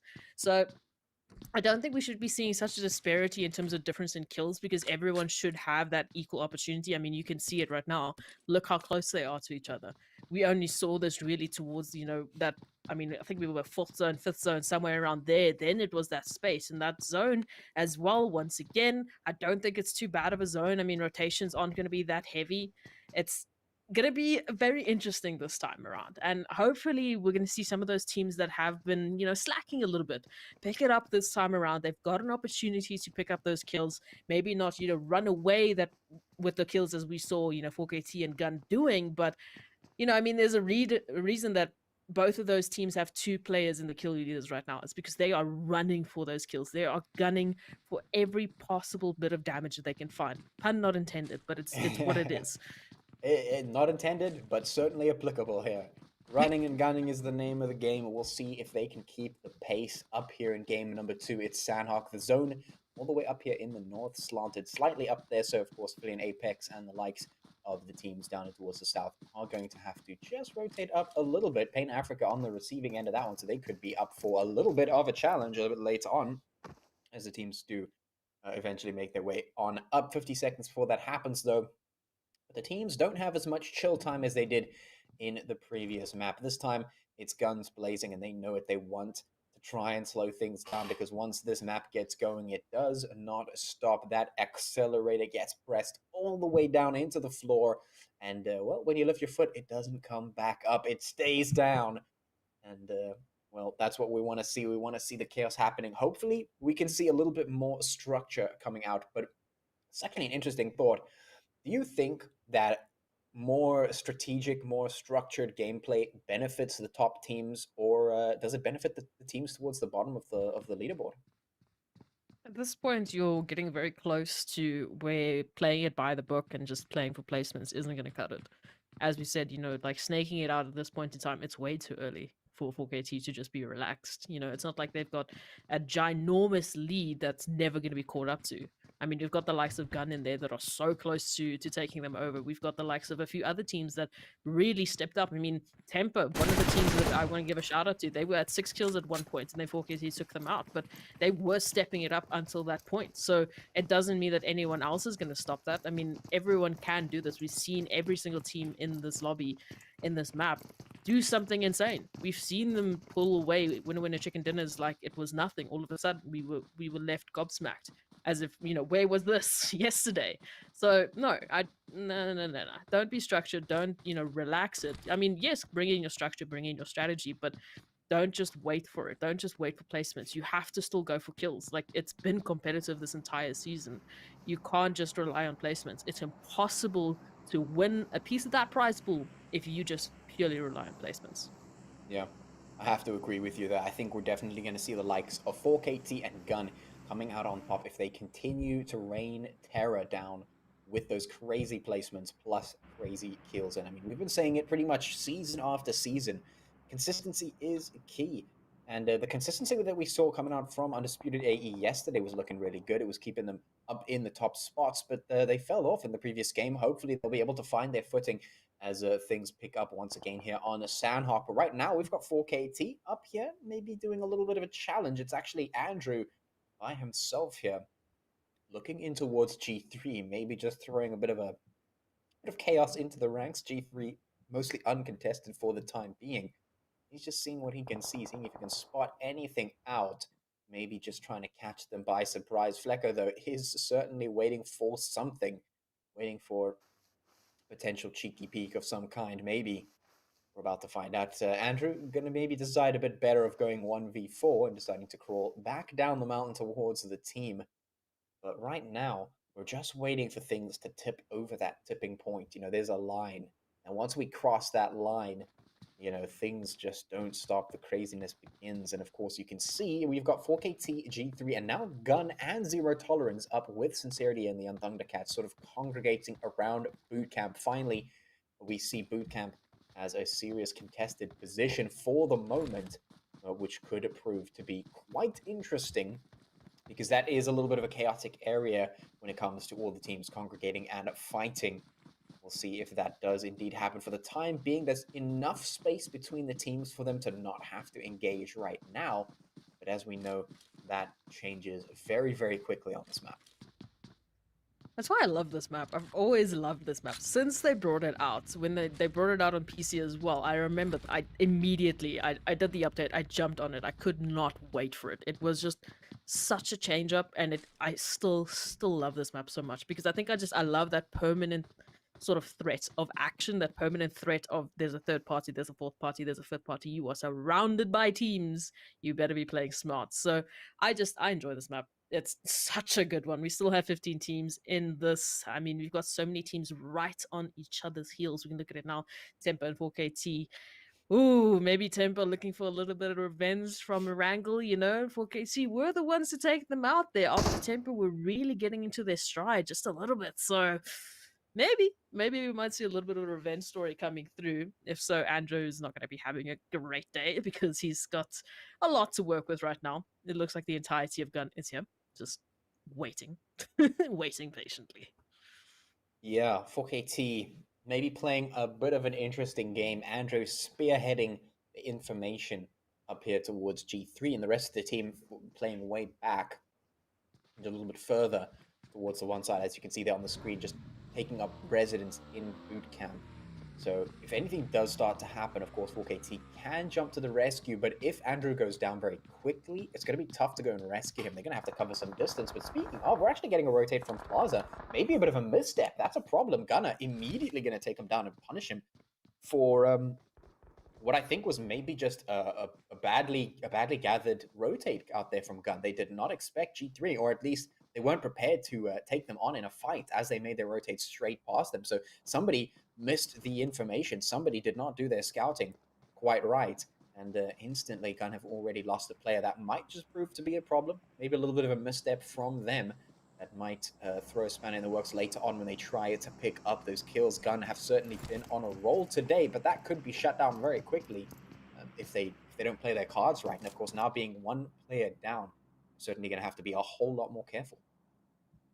Absolutely. Ooh, this is going to be an interesting one. I mean, a few rotations coming through now. Aphelion Epic still outside. I think that is Undisputed AE as well, still coming through. I mean, you said it yesterday, top three this time around. These maps looking a little bit different. Looking like a lot of teams are stepping it up to try and take a piece of that. Pain Africa rolling up on 4KT, rolling up on, Zero Tolerance actually, and instead getting a few knocks in the back when they want to try and take this rotation. And just around the corner, it's of course Gun as well. So this could very quickly turn around for both of these teams. I mean, just as they're done with these fights, just as they think that they're safe, danger might be knocking on their doors at this moment in time. I mean, we've got second zone coming through now. Everyone has to be a little bit careful here. Unfortunately, Pain Kingman is down. I don't think he's getting out of this one. Pain to try and take this over. Now, okay. Now for KTO just finishing the job, but that's fine. For now, they are still in this. Still 15 teams left, so everyone is in danger of dropping without placement points at this time around. And this is what I was mentioning. Now, you're not going to have such a disparity in terms of kill counts because everyone has an opportunity to take a piece of that pie.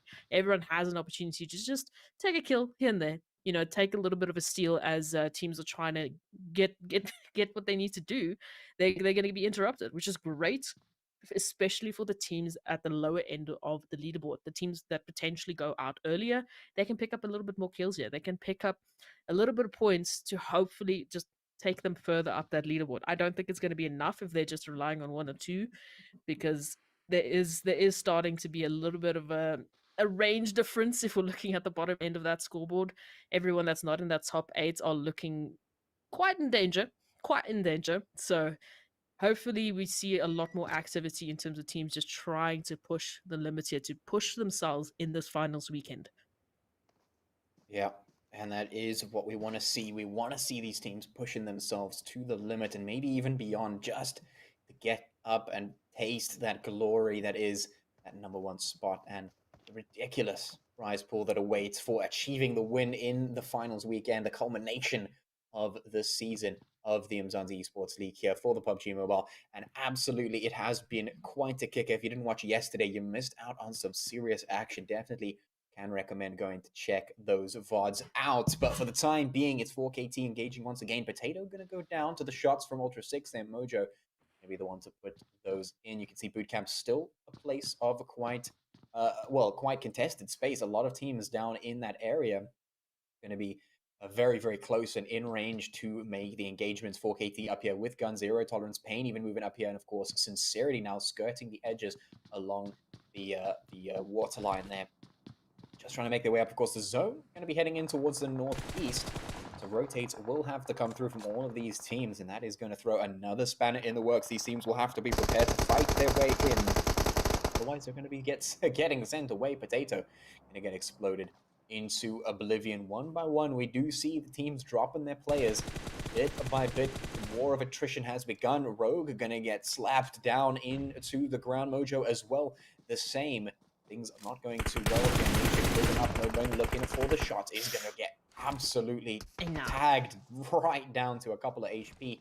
Has to retreat behind that rock. So the skirmishes have begun as the rotates desperately start to come through here from the teams. And from now, I do expect the chaos to begin. Of course. I'm happy to see young Thundercats in the kill feed. I mean, they didn't really have that sort of luck on Erangel. We didn't see them get any points whatsoever. So now they're starting to pick it up. At least they're not coming through for them. Hopefully it's a little bit more if we look at the end.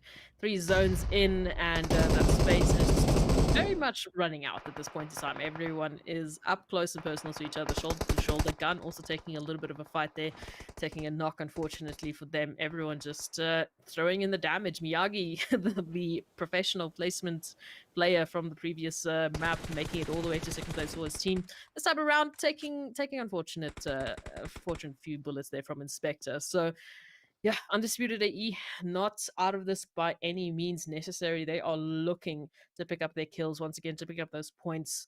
Ultra 6, I mean, they made it to second last. That really helped them in terms of placement. They went all the way from outside of that top 8 to within top 8 boundary, which is fantastic, but they have to keep it up. Everyone needs to keep it up. Everyone needs to close that gap to get closer and closer to either to Gun, to 4KT, to get into that top 4 placement. It's finals weekend. You can't be holding back anymore. You have to let it all out. You have to take it as far as you can. Zero tolerance is picking up that build, which is fantastic to see, but the trades are coming through. And unfortunately for Ultra 6 right now, it doesn't look like they're in the best positions. It looks like they're sort of stuck in between everyone else. Yeah, and that is going to only continue to happen at this point. Teams are going to get stuck. They're going to get wedged in between rocks and hard places because, well, if you don't get your way in, if the zone doesn't treat you right, it's going to be a tough time all across the board. I have to cut in here. Is Pounds the last member of Gun left?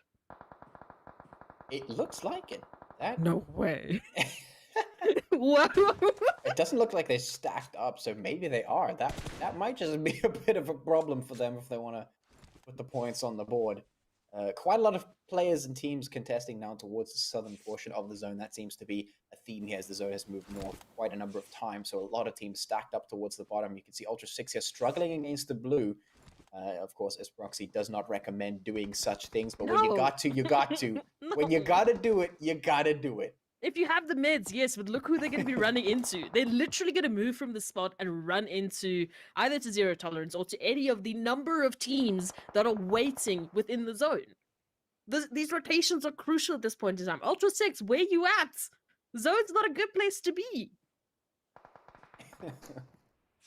Oh, man, it's going to be a tough one. Link's barely surviving here as he applies that bandage. The mitigation coming through, but it's Matrix looking for something. He knows all he has to do is stay and watch, and the blue zone will do the rest of the work. Hate's going to get taken down by the beast, and Ungodly goes down to Hunter as well. Chapo going to be the next to fall. This Rush puts the shots in. Hate's, oh, man, crawling behind. They're just getting spotted out all across the board.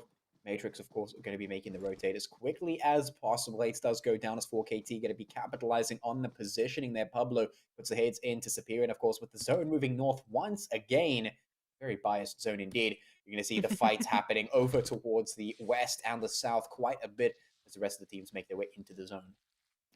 Ah, you wanted a biased zone, so here it is. Are you happy now? A little bit. You happy now? I want to see some more fighting. Oh my goodness. And we have confirmation Gun is in fact down to 1 member, which is Pounds. I mean, look, if there's anyone that you want to be leaving as your last member alive, Pounds is definitely one of them that you want to be leaving, but still for Gun, this is not a Sanhok that they would have wanted. They would have wanted to pick up some kills. Euphoric Gods as well, finding young Thundercats, but Lag just pulling up on the party here, taking a piece for themselves at this point in time. Young Thundercats fighting tooth and nail to stay alive because they are still very much in danger of running out in 13th to 16th place, not taking placement points, which is not what you want to do. Again, so many points need to be taken here. We've got 4KT also taking some knocks there. Andrew taken out. Young Thundercats still taking damage. 4KT falling. Wait, what's happening? 4KT, whoa! Was that 4KT? Was that them out?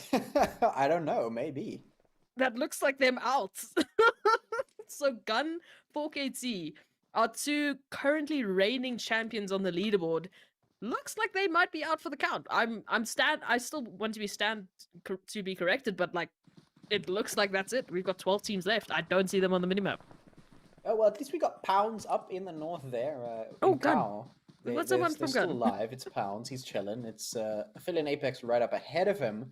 So if he can take my advice and snake it till he makes it, maybe he can get Gun some cheeky placements. But for the time being, we're gonna watch Sincerity moving up from the south in towards G3, BBC off to the side, and Ultra 6 also moving in. We've got Sunny going down to the blue, not gonna be able to get himself out of that position. NFxUNIQUE moving on from the west, Silly going down. There is going to be a fight here towards the southern border zone for sure. Ultra 6 now rotating up, and Sincerity going to be punishing them, but they need to be careful. G3, they're going to pounce in like tigers here, capitalize on this position, and indeed Sincerity now losing their players one by one. Down they go, and that is not a good place to be. Indeed, they will say goodbye as G3 capitalize. Short Boy Slim also from Gun. He's going to be straggling his way in. So we have another one. We have One another more. one as proxy. But look how far they are from each other. They're literally on opposite ends of the zone. I mean, Professor's not even in the zone yet. So I'd be very interested to find out how they got into this position. But yeah, I unfortunately, we didn't really get want to see know. that. I want to know what happened. How? Because they must have been pretty split up for this to happen. So that could have explained why they were picked off in the first place, right? Why we're sitting on two members of Gun of our currently, I think they're second overall on the leaderboard, sitting on 19-something points. Why they are just down to two Actually, members? they're on completely opposite sides of the I map. told Like you. North and literally, south. yeah. As something bad definitely happened there to them for that to happen, which is a little bit unfortunate. We're going to see if Short Boy Slim and Pounds can keep the team's hopes and dreams alive. Can they be reunited? Oh, he's he does actually get taking shot. out. There it is. Some points. No, this is ridiculous. If we have this happen, if Gun somehow pick up some If Gun some gets a top kills, 3, I'm just going to lose my no, I'm mind. done. I'm done. That's ridiculous. Pounds, look at him. They don't even know where he's at. This is silly. This is so silly. He's gonna Pounds have has to been make a move training. now. The zone's coming through. The chaos surely has to be happening, but I think he's gonna have. It looks like he has a pretty decent rotation in. This is crazy. Short Play Slim has gone down in the meantime, so it is gonna be down to Pounds. But no, this is crazy. But moving on, we've got 8 teams left. We've got Aphelion Apex taking some damage. Temper No, he's been actually spotted. dealing some. Oh no. No, Is this could just be the story end. of Pounds trying to survive? He's trying to take a page out of Miyagi's playbook, right? Playing that placement game. We've had one. No. We have a Oh, no. no, you're actually Oh. kidding me.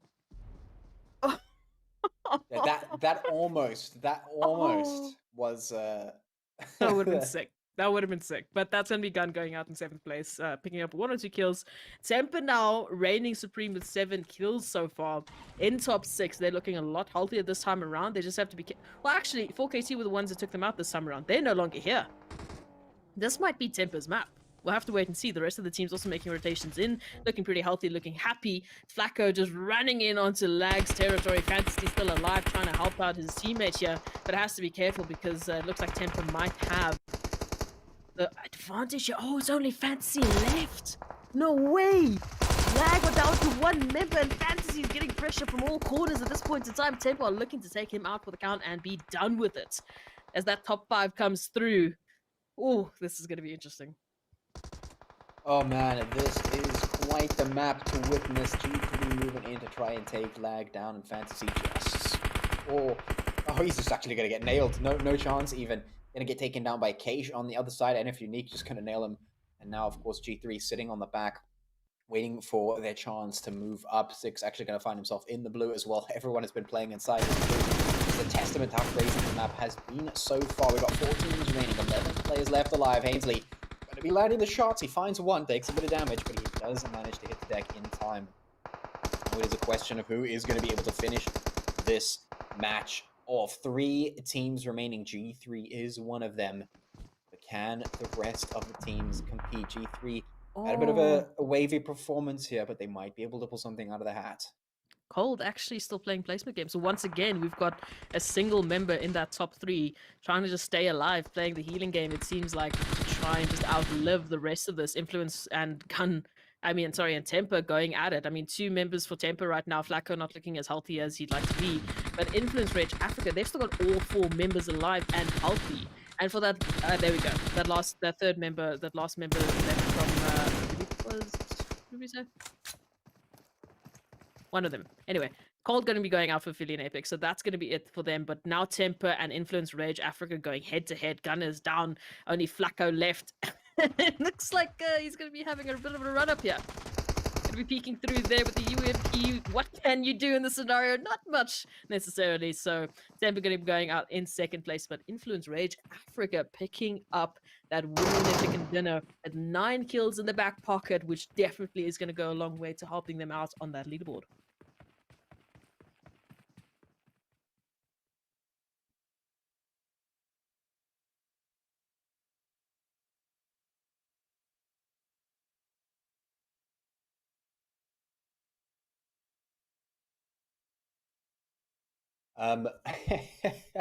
Once again, it is going to be Influence Rage taking that chicken dinner spot. 9 kills in the pocket. That's quite a few points. Ainsley with that MVP style performance there. Of course, G3 coming in with 9 points of their own and that second position. So that's a good look for them, because of course they are looking to move their way up that leaderboard for the moment, having not actually found what they were looking for yesterday. They're coming back this time, and if there was ever going to be a map where the upsets happen, that's it right there. We saw 4KT getting smashed, we saw Gun getting smashed, and even G3 could not make their way up into that chicken dinner spot. So what a match.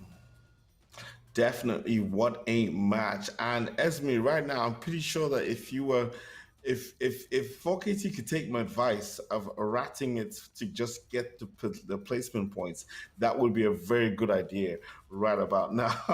Right about now. I don't Ladies even and know. gentlemen, no, but I'm serious. Like, if you think about it, if they had literally just hung in there for a top 3 or a top 4 position without the kills.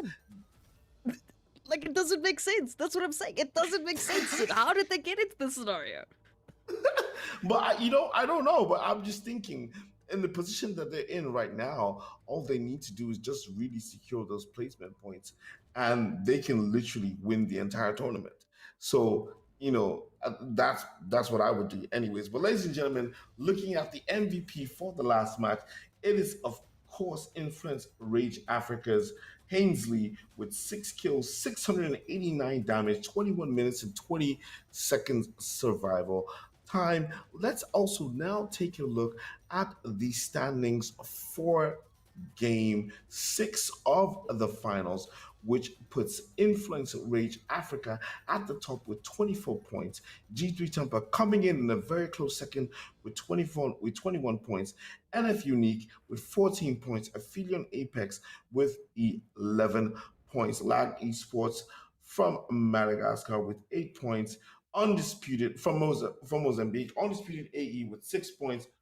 Ultra 6 with 5 points. Zero Tolerance Skills with 4 points. Obviously, we're looking at some of the teams that were in the bottom of the overall leaderboard coming up with some major points right now. The Euphoric Gods coming up with 4 points, same as Sincerity Esports, Gun and BBC with 3 points. Slime 4KT and Young.CAT wrap up 13th and 14th position with 2 points each, and Pain Africa and the Immortalz with 0 points, wrapping up 15th and 16th positions. Ladies and gentlemen, it is heating up with teams grabbing every single point that is available. We will be right back with some more action in the PUBG Mobile Finals Day 2 the Umzansi Esports League Season 3, brought to you by Nordwind Gaming. Now, this is the point where I tell you guys you need to be following Nordwind Gaming on all our socials, and make sure you check out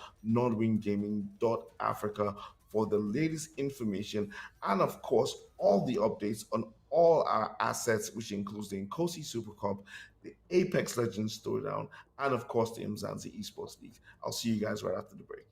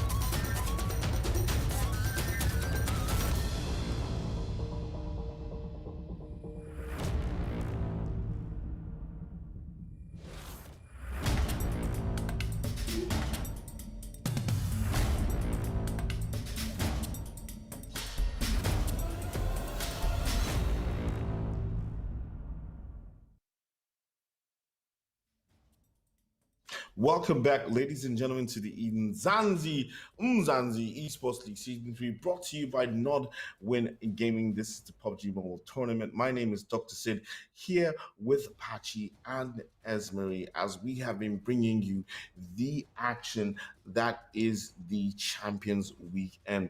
This is day 2 and day 28 of our overall, day 2 of the finals, but day 28 of our overall broadcast, as we have been bringing you all the action in the PUBG Mobile and FIFA tournaments. Now, ladies and gentlemen, we have just witnessed amazing gameplay from our first 2 maps. Now, Pachi, please talk us through the standings of the game 6 and what we're looking for in the next game. Yeah, of course. If you missed out on that game, then certainly you're missing out on quite an interesting one, because we saw the likes of G3 taking second place after quite a struggle, and the likes of Gun not even making it up onto the first page. Influence Rage Africa, of course, coming away with that chicken dinner and 24 points in total. G3, as I mentioned, coming in their second place, 21 points for them. NFxUNIQUE taking third with 14 points, a nice balance of kills for them to get them up in that position. Aphelion Apex in fourth place with 11 points. One of those coming out of kills, 10 from the placements lag, bringing in 8 points in fifth place. Undisputed AE going to take 6 points in sixth place. Ultra 6 with 5 points in 7. Zero Tolerance Skills with 4 points in 8. Of course, absolute shenanigans all across the board. And here on the second page, we find our unlikely suspect. We're going to start it all with Euphoric Gods there in position number 9 with 4 points. Sincerity also picking up 4 points in 10th place. Gamers Unite Nations, 3 points. I mean, what a wacky, set of games that we had from them. We had some amazing things, and then in that previous game, two players on opposite sides of the map. What on earth is going on? BBC 12 place with 3 points as well. 4KT picking up 2 points in 13. 4KT, what are you doing, man? And Thundercats 2 points as well in 14, and then of course Pain and the Immortalz in 15 and 16 with 0 points each. So definitely a wacky game, and if you missed it, you certainly missed out. Of course, now we're going to be heading into the next map, but before we do that, your MVP from that previous map, of course, it is Hainsley. 6 kills to his name, 689 points of damage done with a total survival time of 21 minutes and 20 seconds. And of course, ladies and gentlemen, we are getting ready to go into our third map of the day, which is Miramar, which obviously, as we know, has those long-range encounters. And obviously, it's a very, very tactical map. Now, Esproxy, as we've been looking at all the maps and the games going on today, what are we expecting from Miramar? I'm expecting a little bit of a return to normality. I'm waiting for Gun to not put their members on the opposite sides of the map. I'm waiting for 4KT to not find themselves in situations that they shouldn't be in. And I'm also expecting a lot of teams to get a little bit of momentum boost now. They know that it's possible. They know that they can take 4KT and Gun down a peg. So I want to see more of that. I want to see them really fighting tooth and nail on Miramar. Okay, like we know, ladies and gentlemen, there is no leaving it till later. This is the finals, and I'm going to leave you in the very capable hands of Esmery and Pachi as they talk you through the action that is map 3 in the Umzansi Esports League Season 3. Sounded like a question. Is this the Umzansi Esports League? It is, Dr. Sid. That's exactly where we are. It's the Umzansi Esports League. It's Miramar. It's game number 3 of 4. That's right.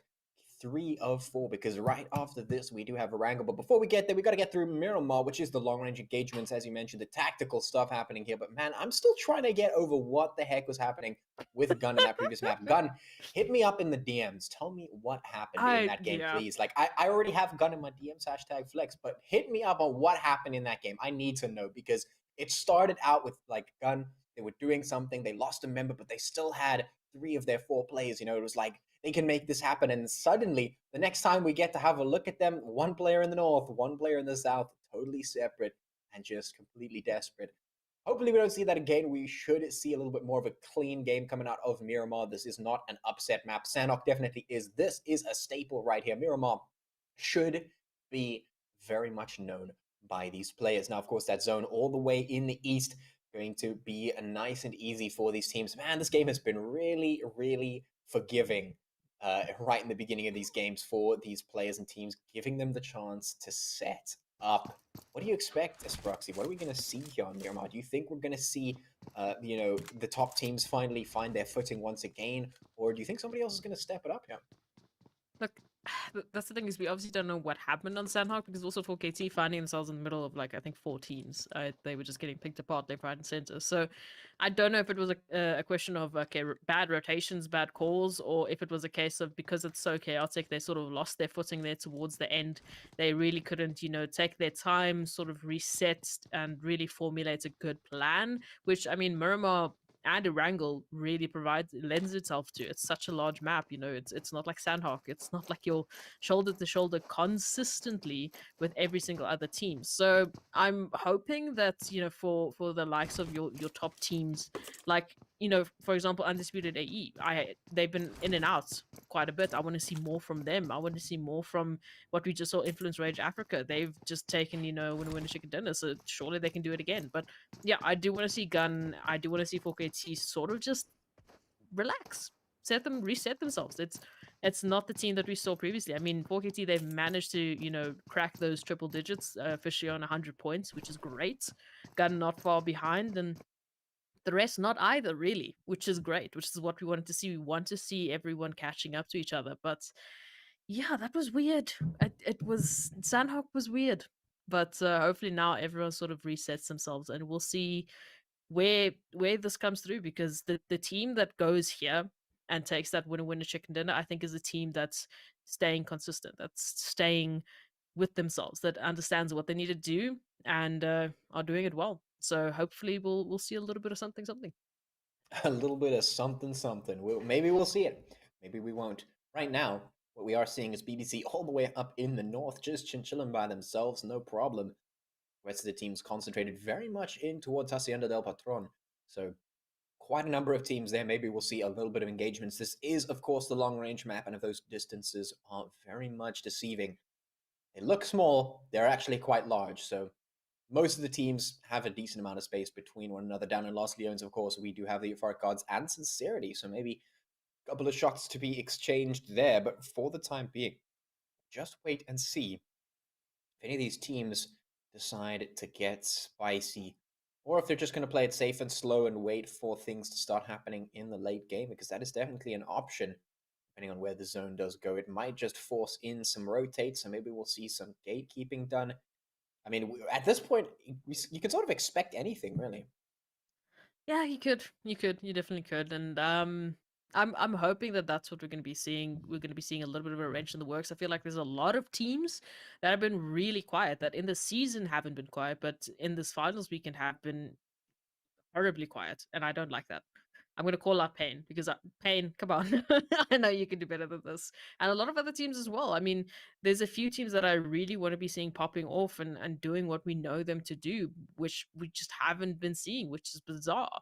And what's more bizarre is that, it is that second day. We're on the third map of 4 today. So if ever there was a point that you're going to switch things up, that you're going to bring in potentially that energy that you've been saving, I don't know why you've been saving it, but please, whatever you've been saving, show it up, bring it up, because it needs to happen at this point in time. And yeah, I don't know. I don't like those sort of competitions where it's like, oh, it's obviously going to be XYZ that's going to be running away with this. It's obviously going to be this person. It's obviously going to be this team. I want to see that competition coming through. I want to see teams fighting tooth and nail for those positions, for that prize pool. It's an insane prize pool. So I want to see that level of competition that is equal to the insane level of prize pool we've got. Come on, bring it. Yeah. I want it. I 100% agree. I mean, we were kind of seeing it yesterday. They were busting out some moves. We saw some serious things, and we saw a little bit of a semblance of that, but not so much in today. It's been a little bit less consistent. But of course, other teams stepping it up is always welcome. G3 finding a couple of shots. They're in towards lag, so we are seeing some skirmishing happen there towards the sort of midsection of the zone. Easy Fantasy trying to reposition here. All Mine's Lonesome right up that mountain, turning in, trying to get a sneaky angle in there. Gun finally going to be making their showing face here in this map. It's going to be enough for me doing some explosions there. No brainer, going to go straight out. I believe that was some mini 14 shots to knock him down, and then just explode some explosions. I think some vehicles maybe to get him down and out. So maybe we'll see Gun with a little bit of a return to form here. They are centered very much nicely inside that zone, so some good potential for them in terms of the rotations. They might just be in a good spot depending on where the zone does decide to go. They still have a little bit of time. Down in the south, we have Sincerity rolling up on towards the Euphoric gods, so maybe we could see them battling it out as well. I'm wondering what the plan here is for 4KT, because they were very much caught off guard on Sanhok. So I don't know if they're going to be taking those late rotations, holding on to that zone, being the last team that's, running in, but at least corralling everyone, making sure that they don't have anything to worry about on their backsides. But we'll see. It's so far, it looks like that. I don't know if they're still looking for some good loot, but so far, a lot of the teams, they seem pretty happy within the zone. They've set themselves up. Temper, also one of those teams. They've stolen a kill here and there, but still 15 teams left. Still a lot of danger in terms of dropping off with no placement points. So everyone is on their heels, looking around the corner. Ooh, Gun might be pulling up here on NFxUNIQUE. So gonna wait and see. I'm happy to see that Gun are together this time around. Indeed. I mean, it's certainly you don't want to see Gun getting split up like that, or any team really. You don't want to see them getting split up like that. Muffin, in the meantime, taking quite a bit of damage as they run straight on up. Rogue goes down. Hunter want to put those shots in. Definitely don't want to get caught out right now. Sincerity have a good chance to make something happen with Euphoric gods down on player. They have a little bit of momentum, but they need to keep it up. Otherwise, they might just have to back out of this one, because Sunny is on the move, going to group up with the rest of the team to bolster their defenses, reinforce the numbers here, and make it that much more difficult for Sincerity to pick them apart. It might just become an unwinnable battle here for them. Respect moving down in towards the rest of the team. They're going head to head, but are they going to be able to pull out the courage to push forward, or are they going to make the tactical rotate right out of that situation? Because this could go either way, and both of these teams do need those points. Sincerity is also one of those teams that I've been wanting to see a little bit more of. You know, they pulled in, I think, at 11th place on Erangel, but I want to see a bit more. I feel like they've also been a team that I've seen them do some crazy things in the past, but this time around, I don't know.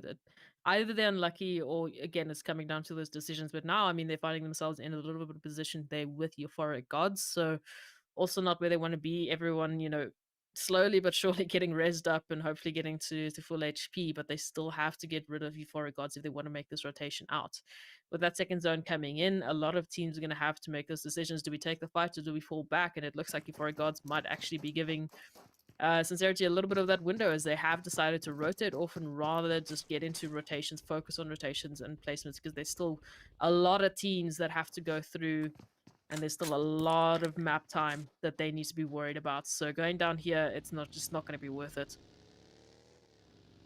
Yeah, certainly just going to get themselves going, get on the move. We still have plenty of rotations to get done, and of course, as you can see, the zone having moved in towards the east is going to mean that the western side of the zone is going to be quite a point of contention. It's going to be quite clustered, and the teams will have some chances to take out the other team, some chances for kills, which is, of course, a chance, an opportunity for points. Right now, we've got the Young Thundercats rolling up, and a couple of other teams following very closely. Pain and G3 moving in. We've got Gun off to the one side, moving in towards a junkyard there, and could potentially come into contact with a couple of other teams in the vicinity. See if the Young Thundercats can survive this one. They're about to roll straight past Inspector. He's looking for it. Is he going to be able to find them? No Potato, finding a couple of shots there. Undisputed AE or whoever that is. This is the team right here. Putting the shots in, and of course, Young Thundercats, they will just retreat, which is the best decision. Yeah, Undisputed AE still playing games with us in their name tags, still confusing us. Yeah, that is going to be continuously a theme for the rest of today, probably the rest of the finals as well. I'm just looking at the player names because I can't trust the tags anymore. Like, you're lying to me, I know you're lying to me, it's fine, it doesn't matter. But moving on, we do see Sincerity actually a little bit split up right now. Respect coming through, but they're going to be right behind Euphoric gods. And the rest of Sincerity is also ahead, also sandwich. I don't know, Euphoric gods and Sincerity. They decided to take the 2-2 trip, but this is going to be interesting. They're going to have to just try and hopefully catch up and just stay together, because again, we've seen what happens when you split up like that and then there's just no recovery. Ultra 6 also towards the outside. They've got quite a bit of space. It's going to be a while before they meet anyone unless they take that direct route straight into BBC. Lag still needing to get themselves into zone, so it's fine. Everything is okay. Zone's not freaking me out nearly as much as it's freaking them out, so they'll be perfectly fine. 4KT have snuffed out Pain Africa, though. Oh, nah. Andrew not going to be happy with that nade, so going to have to just focus on the meds as the rest of his team pulls in, and they need to look at how they're going to take out Pain Africa in the scenario. Pain Africa, one of those teams, hasn't been having a lucky day today, so they definitely want to be coming out on top for this fight. And if they take out 4KT, that's going to be a little bit of a story later on, because that will be your leaders out for the count on your third map of the day. Didn't do great in the second, and now maybe we'll see. I don't want to say anything because I don't want to cast his curse there, but the Andrew is running between nades, so that does scare me a little bit. How is he alive? Bobbing and weaving, I guess. What is going on here? Andrew just dipping, bobbing, and weaving here, moving up towards Pain. 4KT looking for some potential, but they have to be careful unless they get picked apart here. It could be a bit of a problem. Andrew's still just teetering on the edge here. He's just teasing Pain Africa right now, as he's just underneath the little ledge, moving backwards and forwards. Pain looking for some vantage points. You can see El-Chapo here all the way towards the side, so a nice spread for them. Some good angles to potentially utilize here, but Hanad actually taking quite a bit of damage, not able to keep up the fight. Andrew almost getting knocked out, but he's going to be able to pop the smoke and heal back up. So he has played with the fire, but he has not yet been fully burned. In the meantime, that's the Young Thundercats getting hit. Andrew will actually get taken out there. Playzone not doing a very helpful job there. 4KT find themselves in a bit of a difficult spot as that blue zone starting to roll up, and Pain have a pretty good spot to be in. 4KT going to have to make the tough decision to rotate away from this one. Otherwise, they're going to be fighting in the blue. And, well, S-Proxy, I know what you have to say about that. PTSD. That, yeah. No, don't do it, please. NFxUNIQUE and Influence Rage Africa seems like they have spotted each other out as well. Thankfully, they're not fighting the zone this time around, so they do have a little bit more of a leeway. But those shots are coming through. Mercury finding Exist, and all of a sudden, NFxUNIQUE now in recovery mode. They have to be careful of their backs because Influence Rage Africa are very happy to take them out for the spot. 15 teams still alive, so anyone who drops here and for the next thereafter are going to go with no points whatsoever. So not going to be a happy spot for them. But for the rest of the teams, they will be breathing easier if NFxUNIQUE go out here. Influence Rage Africa deciding to just take a step back. It does look like just on the edge there, it's BBC that might be rolling up on this action and maybe taking a piece for themselves. The luck is there, spotting it out, just doing a little bit of scouting. In the meantime, 4KT still in that zone, but Pain Africa have decided to rotate off, so they've just completely split from this fight, which is great for 4KT because now they potentially have a little bit of time to get into zone, to get into safety, to reset, and hopefully still stay in this. My goodness gracious, third zone so far, and still 15 teams left. Patchy, this is going to be a long one. Yeah, I mean, it is. It's Miramar. We know this is going to happen. But now as we move from 3 to 4, the space starts to run out, and the teams have to make tough decisions. Right up in towards the northeast, you can see 3 teams contesting. BBC, NFxUNIQUE, and of course, what looks like Influence up there in the side. So, of course, you know, that's going to be a bit of a tough one for them. The shots have already started to fly. The battles have begun. BBC moving on in. Young Thundercats taking a fight with Pain as well. Godly, or ungodly, should I say, taking the shots, but he will get taken down immediately in response. Young Thundercats clapping back, but Pain might just be on that tempo advantage at the moment. Chapo has been raised up, and he will get himself healed. The rest of Pain now moving up. Adonis has a lot to do. In fact, it's a 1v3. He's not going to be able to make it happen, and instantly just getting wiped off the board there. Pain will win the fight. But right now, there's still a couple more fights to win, especially one against the Blue Zone, and we already know that's an unwinnable fight. They need to get that rotate going. Potato with that Mini 14 on the, keeping a watchful eye out on the horizon. Not spotting anyone out just yet, but Pain, they're stuck between a bit of a difficult spot here. If they move forward, they are going to be under fire, but if they stay where they are, the Blue Zone will indeed come for them. Of course, you can see the rest of the teams making their rotate. That's G3 and 4KT, as well as Lag and Gun moving up into the southwest portion of that zone. Hanad trying to look for some long-range hits. Everyone now scrambling to get their piece of the pie. I mean, it is looking a little bit better for a few teams. They're now taking a little bit too much damage that you would have wanted in that scenario. Young Thundercats as well, not looking too healthy. As all of this comes through, we've had a team drop out, but still a few teams in danger if they drop at this moment in time. 14 and 13, you're still going to be running away with no placement points, and we keep saying this, like, you don't want that. At this point in time, you want to close the gap. You don't want to widen it.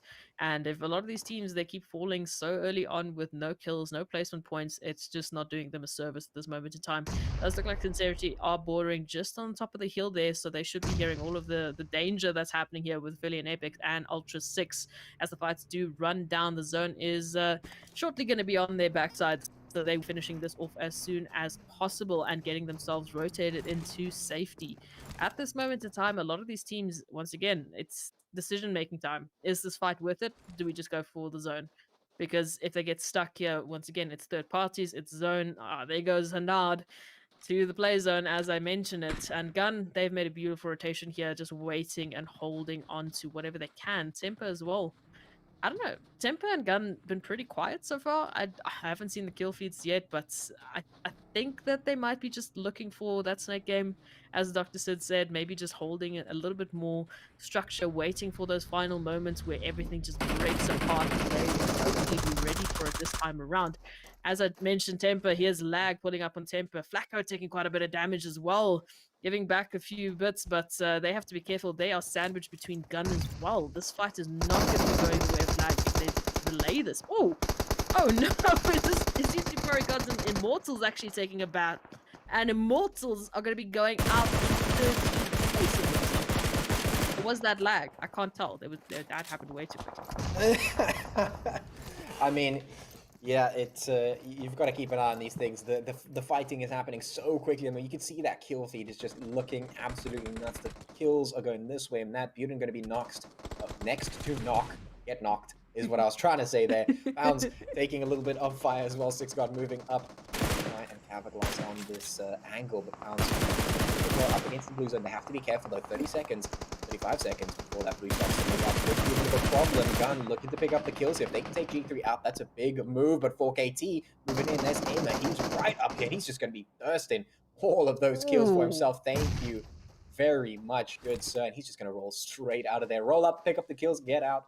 Easy peasy for 4KT. Pounds now left on the back end to be healing himself out and getting the rotate straight on through. 4KT also quite happy to pick those up and move on as well. It could be a 4KT versus Gun fight as they start to move up from Junkyard into the north where that zone is, but they're going to be meeting Sincerity right head to head. 4KT have split up 2-2 though, so they might just be in a weaker position. Gun actually decide to move around the long way from the eastern or the western side, should I say. The rest of the teams moving in. We've got BBC up in the north fighting NFxUNIQUE, who's also split up. Lots of splitting happen here. It's very interesting. We're seeing this a lot for some reason. Yeah. Look, it didn't go in favor of Gun on Sanhok, and it didn't seem like it was happening for 4KT, but once again, I'm getting a bit of a deja vu sense. You know, as soon as Gun and Tempa are fighting, 4KT just show up and take Tempa out for the count, steal some kills, and they're like, cool, thanks guys. We're just gonna leave now. But thank you for doing it. It's interesting, but it's what 4KT have been doing so well. Their third parties have been so bad. Now Ultra 6 are finding themselves with a little bit of damage here and a little bit of a hard place.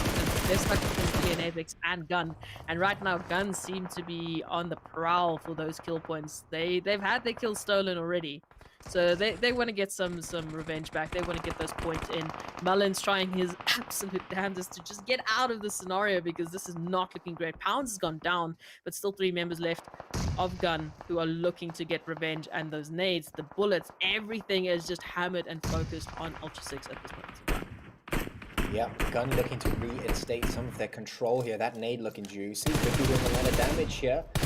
Miyagi looking to be on the last limbs. The shots from Nerf going to be doing quite a bit of damage. And find the thirst, so that's the question. They're playing with fire here on the edge of the hill. There's a lot of teams with their crosses trained right in this direction. Of course, those smokes happen pop to obscure a little bit of the vision, but is it going to be enough? Right now, Nerf does get the kill, pick it up. Miyagi does go down. Laza, very nice nade coming through for them. Nerf keeping a weather eye out with that. Gun looks to solidify their position here in the west. Have to fight the surrounding area. Quite a few of them actually all over the show. Actually taking some pot shots towards BBC on the other side of the map. There's the zone rotation down into the south. That's going to make things very, very difficult for quite a number of teams, including Gun, who has to get that rotate. 39 seconds left. They have to move in super quick. Otherwise, they're going to find themselves in a really, really bad spot. We're already 5 zones deep. That blue zone does way too much damage at this point in time. NF taking quite a few casualties there. Rogue does go down as the shots come in towards Sincerity, but they are winning the fight at the time, being Short Boy, trying to find those long-range shots over in towards Aphelion Apex, but not being successful just yet. Gun does have to get into vehicles and make that rotate very, very quickly. They might just find themselves with quite a bit of resistance. Up they come. So many teams up ahead of them. They have to play this absolutely perfectly. Otherwise, they might just get sent out. But so could be said for the rest of these teams. 4KT still in the game, still looking to play. BBC getting hammered. Now that's Aphelion Apex putting the shots in. That Tommy Gun just doing the damage. There's Law laying down the Law, finding some hits of his own, but he's trying to put this darts around the edge of that minivan, trying to stay alive. Zero does get taken out by an explosion. Off to the side, Sunny goes down. 4KT, there's Aimer trying to keep the hopes and dreams alive, although Euphoric Gods right off here to the side do have some numbers to their name. I do indeed, and I don't know if they somehow have been able to just stay alive. They've consistently found themselves in a bit of a fight. I think they found Immortalz earlier on, and now they're finding a few others just around the corner that they could be taking out. Top 7 teams left as we look at it. 4KT also taking some shots. There's Bronto out for the count thanks to Hunter. And once again, Euphoric Gods, I mean, they're sitting on 10 kills right now in top 7. All of a sudden, it's Euphoric Gods that we're talking about, which is what I'm loving to see. That's the wrench in the works that I wanted to see today. Now 4KT finding themselves, I don't know, where do they go from this? Is it just Aimer left? I can't see anyone else, but I do see Sincerity. I see Muffin just dropping nades onto Gun. So damage and pressure being equally split between everyone in this lobby right now. The only teams that I could see that are just waiting for this might be what looks like Influence Rage, just holding, waiting for something to happen. BBC also now pulling up, and Gun still somehow managing to stay in this and recover what they have left. So everyone is pulling in on this action right now, and I mean, 6 zones deep. You said it yourself. You do not want to be taking a late rotation. The zone is going to be punishing at this point in time. Absolutely. Yeah, speaking of punishing, Pound looking to punish Law. He has been caught out. Explosions from the vehicle after it gets taken down, and they're not going to be waiting for him to peek out. The shots, they're just pulling that trigger, spraying the entire magazine down range towards BBC to take them out. There goes Lord, leaving Law, the last player for BBC. His hopes and dreams getting absolutely throttled by Pounds. This Gun now moves in to take the rest of the control. With the zone having moved up, I think we might see a lot of teams' hopes and dreams die right about now. Pound's actually going for a cheeky collection of some meds from that box just to try and increase longevity. Yeah, we have the Euphoric gods clustered behind this rock, hoping that it will be their saving grace, but it won't be for long. 19 seconds and that zone will start to move. That means you're going to have to rotate through. And, well, like you said, you don't want to get caught out in the blue, so you have to push up, and that means you're going to be walking straight into the crosshairs of a ton of players right now. Sleepy and Mercury going to be moving, trying to look for a way to get into that zone. Up comes Gun, though. They are just wedging themselves inside. They are not looking to mess around. They know they need to get the placements done, but 6 teams remaining. That's a lot of players to be worried about, and I'm not sure if they're going to be able to handle the situation unless a couple more wipes come through. Sully right here puts the hits in towards FaZe. That's NF getting clapped for KT as well. Going to lose Aimer to the blue. That means 4 teams remaining now. As Euphoric gods start to move up, they know their time is up. Up they come, and instantly, one by one, they will get hit. Lots of damage being done as they move in. Pablo taking the shots in towards Sincerity. Down they go. They're in a difficult spot right up against Gun and the Euphoric gods. The hits coming straight through. Can Sincerity survive is the question. Lots of damage being done to Sinister, but indeed, they will manage to find the kills. But how long is that going to last for the Euphoric gods there? Because they've got a couple of other teams to worry about. 3 teams remaining. It's Silly and the rest of his squad off to the one side. We've got Gun, and we do have the Euphoric gods. They are under quite a bit of fire. Yeah, it's not looking great for Euphoric gods at this moment in time. I feel like it looks like only Hunter's still alive, still trying to hold on. The rest still knocked. So actually, Sunny's still there. So this is a bit of a weird one. We've got 2. We've got a few members still left for Gun, but it looks like Mercury is gonna be raining down on their parade as Pounds does go out, and those mollies are gonna be dropping hot. They know exactly where they're at. This house was supposed to be Gun's saving grace, but at this moment in time, it's not looking too great. Hunter is gonna interrupt that little bit of a push and just try and take a few shots there towards Influence Rage Africa. Oregon still very much in this plaza, holding down the fort, literally, to find themselves in a top 2 at this moment in time. It's between Gun and Euphoric gods. It's Sunny, it's Hunter, it's Plaza, it's Pounds. It's a 2-on-2 scenario in this case, and it's all come down to this moment in time. Gun, they do have nothing to work with because their names are going to be coming through. So Gun out for the count. Euphoric gods coming in. Look at those kills. Okay.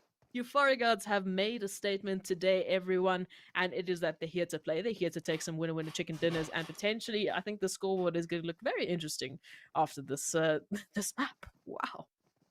18 kills. What a bomb to drop. Almost as much as Gun did it yesterday, but of course, it is considerable nonetheless because they did pick up that chicken dinner. Of course, Gun returning to a little bit of that glory with the 2nd place and quite a considerable number of kills for them. Influence Rage in that 3rd position, also quite a number of kills to their name. So these top 3 finishers right here continuing to be consistent with putting those points on the board in terms of not only the placements, but also the kills, which is very, very good to see.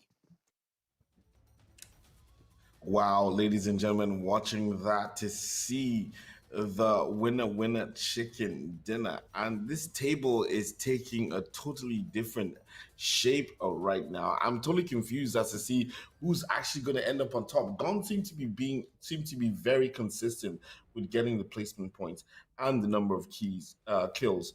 4KT at the moment seem to be letting that top spot slip away, but we can't tell for sure until we see the standings. And ladies and gentlemen, this is the MVP. Esmery, talk us through who is this guy right now?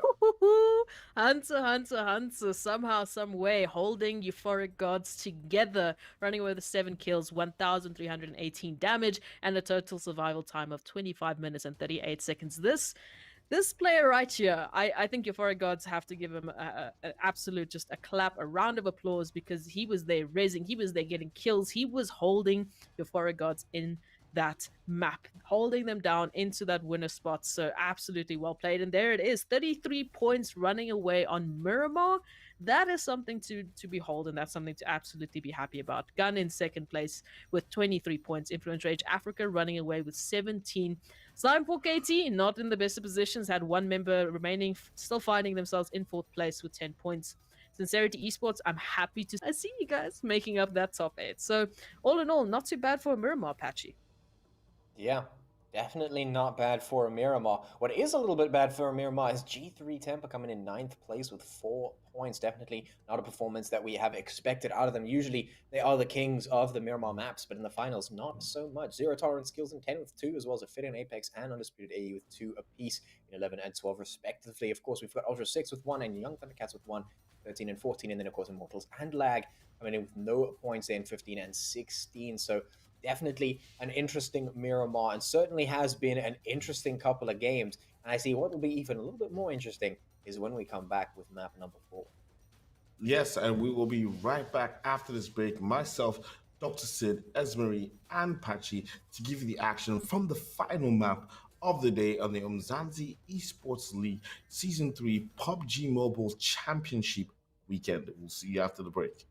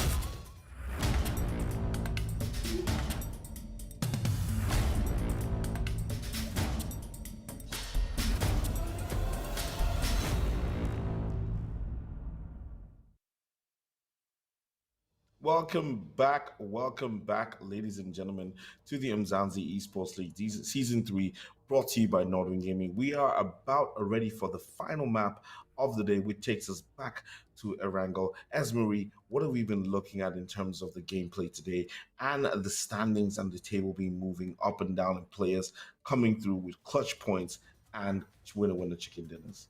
Well, you said it yourself. Gun has been pretty consistent, and they've been really consistent so far that they've actually just taken over the spot from 4KT. They're officially on the overall standings. They are the leader currently with a few points, not a major difference, but they have officially taken that spot. Euphoric Gods, my goodness gracious, they have surprised me coming through there with that winner chicken dinner with 18 kills. That's no small feat. I think that's one of the higher kill counts that we've seen today. So absolutely beautifully well played to them. Gun coming in second, Influence Rage in third. Yeah, it's been a weird journey, I think, for 4KT, because that first Erangel, oh, they were beautiful. Sanhok came through, wasn't great. Now Miramar came through once again. They found themselves a little bit stuck, so not the best performance from them today, but we'll see how it goes there further on. Ultra 6, I feel like, have been super unlucky, and Undisputed AE, I mean, a team that we saw consistently third yesterday, today falling quite short, but hopefully they will still step it up. A few other teams like Young Thundercats and Immortalz, like Esports as well, not had the best of days. Zero tolerance as well. I feel like we've seen more from them as well as Aphelion Apex, but we'll wait and see. Temper just keeps getting hunted by 4KT every time, so not much to say. Beautifully played from Hunter here. I don't know, Patchy, he definitely was the MVP for me today so far. He really kept Euphoric Gods in this one.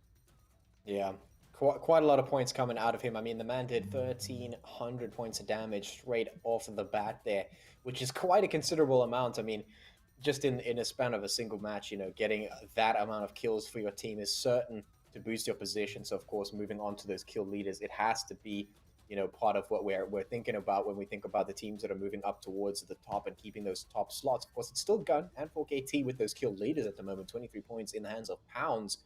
3,598 points of damage, so we're breaking the 3.5k right here. Plaza, of course, next up with 18 kills himself, but of course, those last two, hopefully you saw them, because we jumped away super quick, because we're about to get into game. I didn't even see those last two on there, but they were from 4KT, and of course, there's no surprise considering 4KT and Gun are still sitting pretty high up that leaderboard, and they're in contention for just running away with this if the rest of the teams aren't careful. Well, to be honest, this map for me, I think is make or break, because they were looking very pretty after game one on the overall leaderboard to run away with these finals tournaments. But then again, they slacked up, and Gun has come up and they're leading the overall leaderboard by 2 points. Now, Slimefolk, he has an opportunity, 4KT has an opportunity here to stretch that lead and to put them in a very good position for the final 4 maps tomorrow. But let's see what happens as we get ready to go into Erangel. Ladies and gentlemen, our teams have played here once earlier on today. We're hoping that they use the experience from that map to either make some changes. I'm always one who roots for the underdog, but I'm hoping that we see some consistency from the guys on the top. So, ladies and gentlemen, I leave you in the very capable hands once again of Esmery and Patchy. I'll see you after the game. Woo! All right, right back into it. Full circle once again. We started with Erangel, and now we're going to end with Erangel. It's a south to north flight path right over the Sosnovka military base over to the shooting range. And that is where we're going to see the teams dropping down onto the map. Nice and easy access. But the question is that zone going to be nice and easy as well? For the time being, we're having a look and seeing if any of the teams do decide to drop down into that military island. You know, I always recommend that strat because I like it. You know, you say what you want about it, I like it. So we'll see if anyone decides to drop down there, get a couple of those big Apache points. Don't ask me why.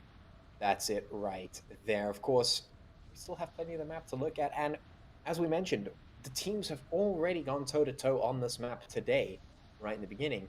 So now, do we expect them to switch things up? Do we expect them to adapt? Or are we just going to see the same crazy stuff that we've been seeing today?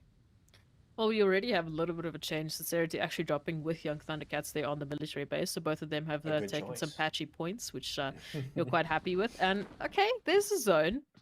There's a little bit more of a better zone than what we've seen so far. I mean, it's still pretty nice and pretty lenient. I think a lot of teams are still going to have a good time to rotate in, especially from military base. So it's not as crazy of a zone as we've seen in the past. I don't know why the zone is behaving so nicely today, but it is. I don't know who spoke to the zone, who asked the zone to just be kind, but it's working. I don't know. Patchy, have you seen this? Like, have you seen such a set of lenient zones? So many Not really. in one day.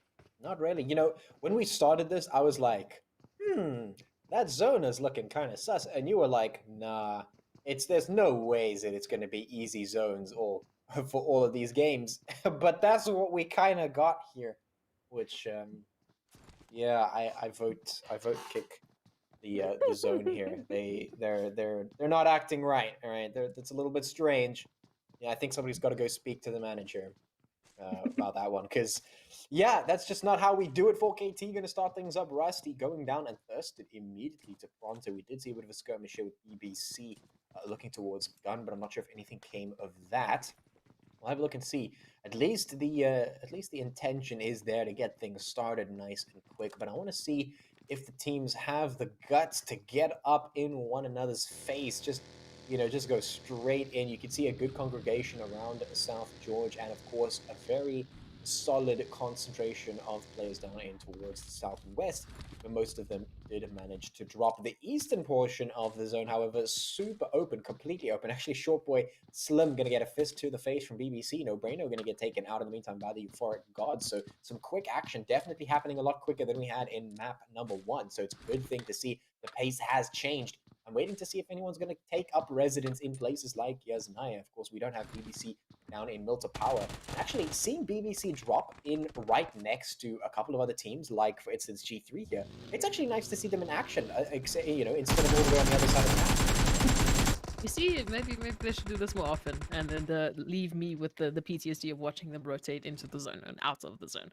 So it's fine. I'm happy with this. I'm, BBC. They've already picked up. I think they've picked up someone from Temper. They picked up someone from Mealy somewhere onto Flacco, but they've also picked up someone from Gun. So they've already got 2 kills to their name. They're looking pretty happy. And for the likes of Temper and Gun, unfortunately, they're going to be a member down looking into the rest of this map. We're not even done with the first zone yet, and already a few kills are being dropped, which I'm happy to see. Still entire teams left and alive, however, but at least there's a little bit more action from the likes of BBC, as you mentioned. I know you're a pretty big fan of them, so to see them actually, doing a little bit more this time around, I think the pressure might be finally getting to them, and that fire is under their backsides. Hopefully we'll see a little bit more about that, but for the time being, if we're looking at it, those rotations coming through shortly, Immortalz still quite far out. Not Immortalz. You see, it happened to me now. It happened to me. You got your Undisputed. Why? It's only Potato that's got us with the tag, but the rest are just like, we're gonna play with your feelings today. Undisputed AE still outside of the zone there toward Primos. Aphelion, Apex, and 4KT and Zero Tolerance still have to make that rotation through, and they might be running into each other on the way there. So that's going to be a bit of an interesting one. We'll have to see how they take their pathing and how their routing might affect that. Influence Rage Africa going to get into the zone shortly. Young Thundercats right behind Sincerity, making that rotation out of military base. And it looks like Sincerity is actually sitting and waiting for a little bit. So they might be playing the containment game. Maybe might be waiting for Young Thundercats to just roll up onto them. We'll see if Young Thundercats are prepared for that. Otherwise, that might be a very unfortunate set of circumstances for them. Yeah, for sure. Of course, Sincerity and the Thundercats down there towards that bridge might be in a little bit of contention, considering both G3 and Gun are right there. So we've got a little bit of a situation if they decide to cross. At least, that zone is still at least down there into the south. Enough that the island is still within it for the time being. We don't know how long that's going to last, but, there it is. At least Ungodly actually just going to zoom his way straight across. So we'll see if he runs into a little bit of trouble as the Young Thundercats do make that rotation straight across the bridge. Let's see if they run into trouble. Right up ahead of them, G3 might be able to do some damage, but it looks like the Young Thundercats have decided to just play it slow for the time being. Not going to over-rotate, not going to push too far, hopefully. We'll see them just back it up and play safe, do the scouting game as they should be doing.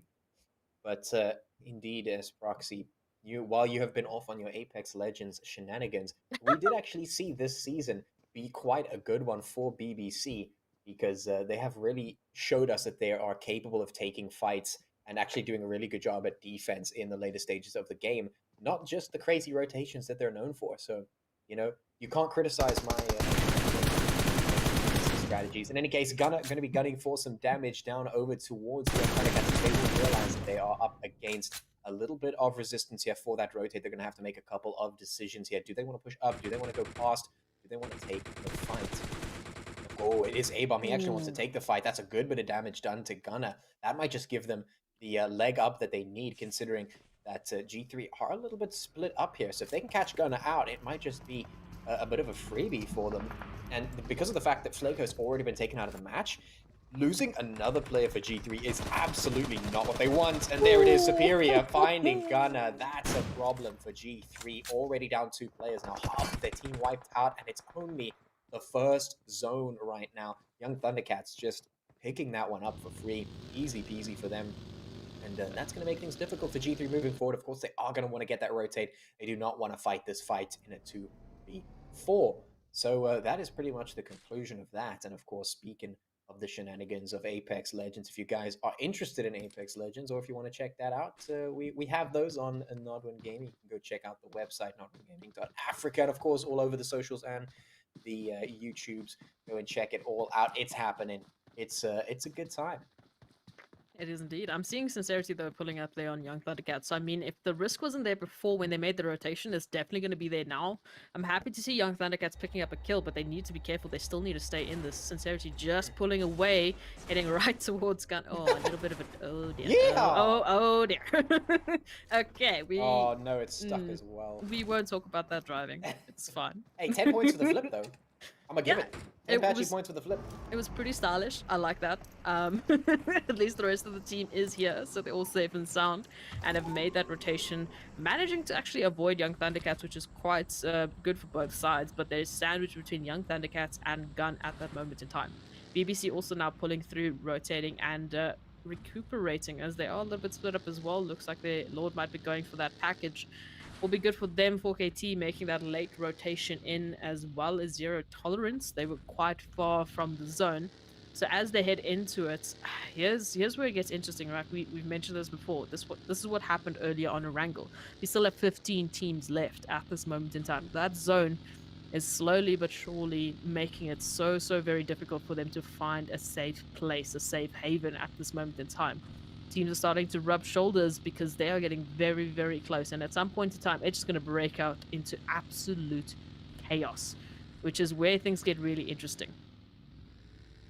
Yeah, I mean, that's what we like. We like the chaos. We like things to get interesting. With 15 teams on the map, things are about to get very interesting indeed as we move through the map. Zone getting smaller and smaller bit by bit. Teams making their way on up. BBC just chilling now in multi-power as they do, getting back to their roots, making sure that they just check out the good old place before they head on through to the rest of the map. Terry just going to be spotting some of those rotations across the way. Vortex speeding along through the fields with his vehicle Gun, playing parking simulator here inside this building. How well can you stack up your cars? In fact, they're doing a little bit of parking practice for their driving test. You've got to get your PUBG driver's license. If you didn't know that, you've got to pay 500 patchy points to get that, to take the test. And of course, then you will receive your patchy certified PUBG driver's license right there. So yeah, there it is. Ooh. Patchy's driver's license. Patchy points, Patchy's driver's license. Do you need patchy points to get the patchy driver's license? Yeah, you got 500 to take the test. Yeah. How many patchy points do you need to get the patchy driver's license? Well, if you pass the test, then you've got to spend an extra 500, so it's a total of 1,000 patchy points there. Yeah, it's a lot of patchy points, but listen, if you play your cards right, you can accumulate some big patchy points. In fact, some huge patchy points, I would go as far as to say. You're gonna have to you're gonna have to talk us through the scoreboard here. How do you accumulate that many patchy points? My goodness gracious. Well, you've got to do your flips. you've got to head down onto that military island. You know, you've got to. How much do those earn you? Well, dropping onto the island gives you, 100 per player. So Oh, okay, so it's too doable. bad. It's Yeah, doable. yeah, It's for not too sure. bad. Okay, you can actually do that in one game maybe if you do enough flips. Sincerity have been doing some crazy flips, but now they found themselves looking down the crosses there of Gun, who are a member down. Short by Slim, unfortunately, not joining us for the action this time around. And he has zero tolerance in Ultra 6. Now, Ultra 6, I feel like they've been so close. Right, they've been one of those teams that are like, it's just around the corner from doing something absolutely incredible. Of course, Miyagi, he was the placement game master in one of those maps, actually managing to get his team to second place. Oh, ow, that Plaza, that's not a fun one. Plaza taking a nice little bit of damage there, but again, Ultra 6, they're so close to doing something insane, and then they just fall off towards the end there, and it's been unfortunate for a lot of teams. So I'm hoping that the switch up is here. I mean, looking at it now, Gun, if they want to rotate, they might have to either go through Sincerity or they have to try and rotate around, which will just lead them into the crosshairs there of Sincerity. So Sincerity in a position now to really just hold on to this and potentially take out the leaders. Here comes the car. We're going to see some flips this time around. Not the case, but they are actually going on the aggressive here, looking to take Gun out. The pressure is on, and Gun know it. Muffin already taking a lot of damage. Plaza just trying to bob and weave and hold off, trying to stay away from Sneak and Muffin as they are trying to take them out at this moment in time. Need to be careful though. And Young Thundercat's just not doing great things at the moment, falling out of cars. But this is going to be interesting. Sincerity really gunning for Gun at this point in time. They want to take them out and just not have to worry about that sort of contention or competition. Yeah, Sincerity has discovered the parking simulator, and the Molotov is going to be burning pounds just a little bit, putting the pressure on Sincerity now, just going straight for it.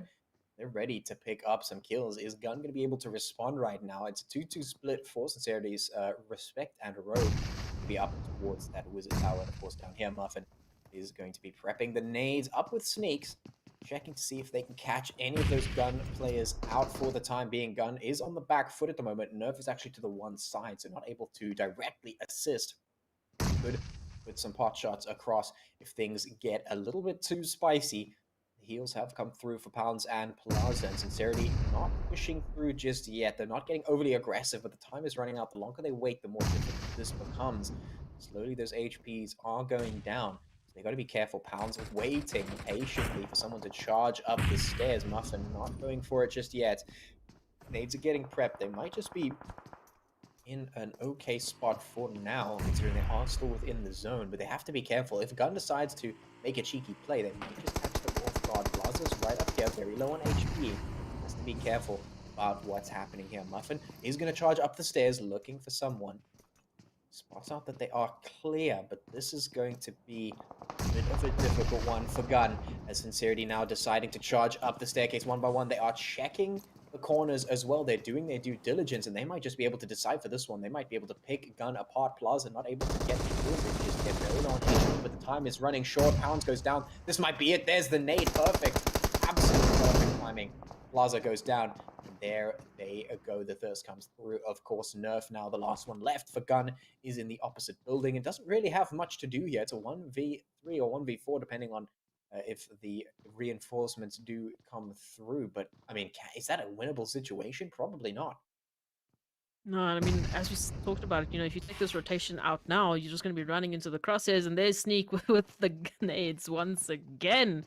Man, oh man, doing some crazy damage there. And unfortunately for Gun, they're going to go out as the 15th team. The first team to drop out of Erangel is going to be Gun, your current leaders. So, whew, they were targets on the back, and they looked good indeed. Now for KT, they have an opportunity to actually potentially go take this further. They're still alive. They still got their members. We'll see how that overall leaderboard looks at now. But for now, let's focus on what's the leaderboard looking at for Sincerity. I mean, they've just taken apart Gun. That's 3 kills in their back pocket that they can work with. So that's going to be pretty insane. Now they've picked up those guns. They're picking up those points. They're staying in this one. on 13 teams left. If they continue to stay, then they're in the placement game, which is fantastic for them. I want to see more from Sincerity, and they are really picking up their socks at this moment in time. Now, hopefully the rest can do it. The likes of Ultra 6, also a team that I want to see more of. Aphelion Apex making a rotation in still, and they might be just actually rotating into the backs of Ultra 6. This will be interesting if they continue. I don't know. This might not turn out great for a lot of the teams, as that zone is closing. They're going to be very wary of what's coming behind them. Yeah, for sure. You've got to be very careful about what's happening. You can see a couple of bullets going here and there. Inspector actually going to go down as Mutant takes the reins on that one. Sixabat also going to chime in with a few shots of his own. Sleepy prepping some nades here, ready for the potential push from Pain Africa. Up comes a potato. Down he goes in the hole, putting the shots in. G3 now taking the shots against what looks like UAE. Potato trying to put the hits in. Indeed, they will land them. That is just devastating for G3 and not what they were looking for at all. They have just been struggling, and this game is no different here. Just not finding what they're looking for, getting taken out here is, well, it's a little bit of a shame to see them go out, but 12 teams remaining here, 41 players still alive as we are in Zone 4, moving in towards Zone 5, and well, things are not going to be getting any easier for these teams. You can see them trying to get their way across that line inside the zone. A little bit of good spacing in there, at least. No one's stacked on top of one another just yet, but it's certain to happen for KT, knocking on the door of the Euphoric gods here, who are shacked up inside the Shack of Destiny. Are they going to be able to survive is the question. Smokes are getting popped for 4KT, not looking to push up just yet. They don't want to get anything taken away from them. There are a couple of teams in the surrounding area, so they've got a lot to worry about, but it could definitely be doable. Ooh, you know, the shack of safety wasn't really working out for Gun in the previous map, so I'd be a little bit worried about that one. But looking at it, 4KT is just rolling up here, trying to take out the Euphoric gods, who did really fantastically there on Miramar. So it would be an absolute shame if they do go out here. Those nades being prepped and going and gone might be the case for Euphoric gods. Oh, the nades. No, The Shack of Destiny doesn't work out. No, it's not safe. It's when you've got nades prepped like that, it's done. Oh, so unfortunately there now, Euphoric God's out for the counts, and they're going to be picking up the points this time around. But for KT, they're looking a lot more together than they have in the previous maps. I'm happy to see that Erangel just seems to be their spice for the day. They're really doing well on Erangel, and they seem to be back to their consistent selves. Hopefully that continues for the time being. Matrix still trying to make the rotation in. Ooh, Rogue as well. Sincerity a little bit split up here. My goodness gracious, don't know what happened there, but Zero Tolerance are going to take the opportunity to route themselves right into the safety of the zone, while Pain Africa and Ultra 6 decide on whether or not they want to take this fight. Right in the middle of zone, it would be a fantastic opportunity for Pain to get some sort of positioning and cover in that building, but they're going to have to go straight through Ultra 6 to do so. And of course, time is of the essence. 11 teams left, as everyone is just going absolutely ham. Muffin going down. This is starting to get absolutely chaotic. It certainly is, and this is what we've been waiting for. We are down to our top 10 teams at the moment, and things are going to get very, very spicy from here on out. You can see Zero getting raised back up. Health's very, very low for them. For Luck putting some shots in, actually getting Matrix very quickly there. Mullins jumping around looking for some angles.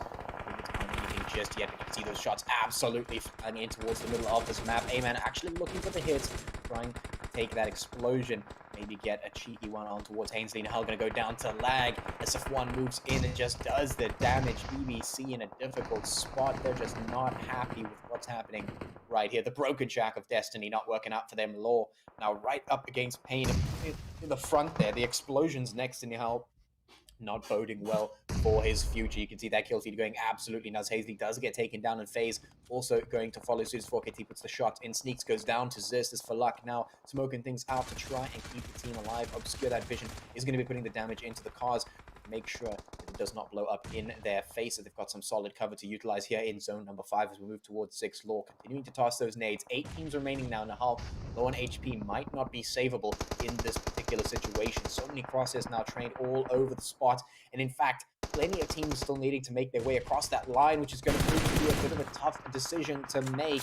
got to move in. 4KT got the numbers, but can they penetrate through the side of that zone is the question. Not sure if they're going to be able to. Law, right up here towards the south, is holding up against Ultra 6 and Pain Africa. A little bit of a stalemate for the time being, unless Mullins pulls a little bit of a trick out the hat. Keish goes down in the meantime.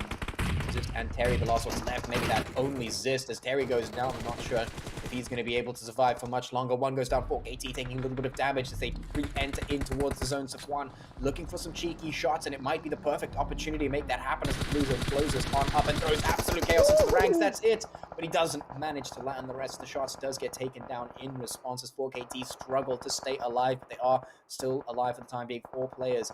Yeah, if they can get those reses through, they might just be able to bolster their numbers. But Aimer goes down to Kage as the shots come through. And now the punishment happens. 8 teams still remaining, 22 players left alive, but not for long. Not for long indeed. All of a sudden, 4KT not finding themselves in a great position. Kage just continuing to hammer the nails into the coffin of what might be 4KT as we wait for it. Top 8 teams, 20 players still left alive for the time being. Pain Africa not finding the good side of BBC as, oh, the damage is just, yikes. Not a good one. It's only El Chapo left at this moment in time, still alive, still holding the dream alive for Pain Africa, as everyone else is rotating in. BBC looking to do more damage. Ultra 6 still holding property, complete property of the single building in the zone. So they're feeling quite happy with themselves as they made the prime rotation. And Lag also finding 4KT continuously. I don't know how they're still in this, but for some way, I still see their names on the map. And Apex are looking to do some more damage. My goodness gracious, everyone is just taking a piece at this moment in time. Damage is being dealt. Numbers are playing and dropping. Lag, not looking too healthy. Same can be said for 4KT, and they still have to make a rotation in. So for the likes of Ultra 6 and the teams that have, a little bit of cover with the cars, with the walls, they're just sitting pretty and hoping that they can stay safe and sound for the zone just to close in. 6 zones deep. That does a lot of damage. Not a place you want to be in. Ooh, was that 4KT that just dropped off? It might just have been. Yeah, I think it was. No, they still got a player. Ronto does go down. Aimer's still there, though. It might just have one more. I'm not too sure. The map looks a little bit obscured at the moment. But certainly, it is looking like chaos. 6 teams, 11 players remaining here in zone at number 6 as we move towards number 7. Been 24 minutes in this game, but it's not over just yet. Somebody has to go home. Somebody has to take the chicken dinner for match number 4 here tonight. Smiling about it. Shots going through, but Aimer has pushed himself back up towards full health. So maybe giving himself a little bit of a better chance. Miyagi is going to go down. A nice nade from Aimer. Going to deal with that particular problem, but he still has to worry about Lag behind him and a couple of teams up ahead. He's going to be using this broken wall for cover, but it's not going to last for too long. It's not going to last forever. Has to be super, super careful. Let's see where the zone goes. This is going to be a big rotation, potentially, for some of these players to move. It's actually going to go right in towards the middle, forcing the teams closer together. This might just be where the penny drops for these teams. BBC still in the fight. Nihal and Law ready to try and take this chicken dinner for BBC. Of course, Fantasy and El Chapo here for Lag. Ready to make something happen. Who is going to be able to take this chicken dinner? We still got 6 teams. Mullins now pushing through, getting himself nice and central, and also coming in to help Miyagi. That's a good push right there. Bolstering their numbers a little bit more is going to be very, very helpful for Ultra 6 if they want to make something happen. They do have to be careful of Aimer, though. He is watching. Let's have a look and see. We still have this. Ooh, El Chapo is actually right here, sandwiched in between Law and Falak, but I'm not sure if they know that he's here. So they might just be unaware of his positions, which means that they could be caught out depending on what happens. Some shots coming in from 4KTs for Aimer, making it happen. Falaga doing some good damage with the Molotov, but Aimer still in a very difficult position, has to make something happen here. Nade's just absolutely flying from all directions. Is he going to be able to stay alive here? Oh, situations are looking pretty grim for a lot of these teams. Top 5 as we're at it. And yeah, I don't know if they know that El Chapo's there, but he's currently surrounded by 3 members there of BBC who have a lot of other things to worry about. As Lag take a couple of bullets there through from Aimer, he's finally gotten revenge for his team and taken them out for the count. Now it's 4KT, it's Pain Africa, it's BBC, and it's Ultra 6 rounding up your top 4 at this moment in time. Only 7 players alive and still fighting and battling it out. AIM are doing a really good job of keeping 4KT in this, has managed to stay into the top 4 and is still doing damage. BBC just waiting and biding them time. It looks like it's only Miyagi and Mullins left for Ultra 6. So, I mean, compared to BBC, they're outnumbered. And then we, of course, have the solos in the form of El Chapo and Aimer. And El Chapo right now is feeling the brunt of that 7 zones deep, and it's going to be going out quite quickly there to BBC, who just have to throw in a few bullets to finish off the deal. Now, surely the next focus for BBC should be Ultra 6. They are the next numbers up, but of course, they can't be too careful with 4KT just lurking around the corner, looking for any sort of angle to work here. Oh, Aimer sandwiched in between a rock and the wall, obscuring the immediate line of sight from Law down in that direction. Not sure if he knows of the positioning. Has tossed a couple of nades, but not finding anything. BBC, as you mentioned, need to start turning their attention in towards Ultra 6 and vice versa. Who's going to be able to make this work? But BBC, they have a good spread. They're not clustered up like Ultra 6, which means that nades could be the final one. Lots of damage done to Miyagi. Mullins possibly going to be following suit as For Luck prepares another nade, readying for the doom and destruction of Ultra 6. And there it is, a knock on towards Mullins is going to be acquired. And now BBC have the go signal. They can just move it straight on up. Shots coming in from Aimer, but it's too little too late as BBC move in for the kill, looking for Ultra 6. They're just throttling them bit by bit as they slowly move up.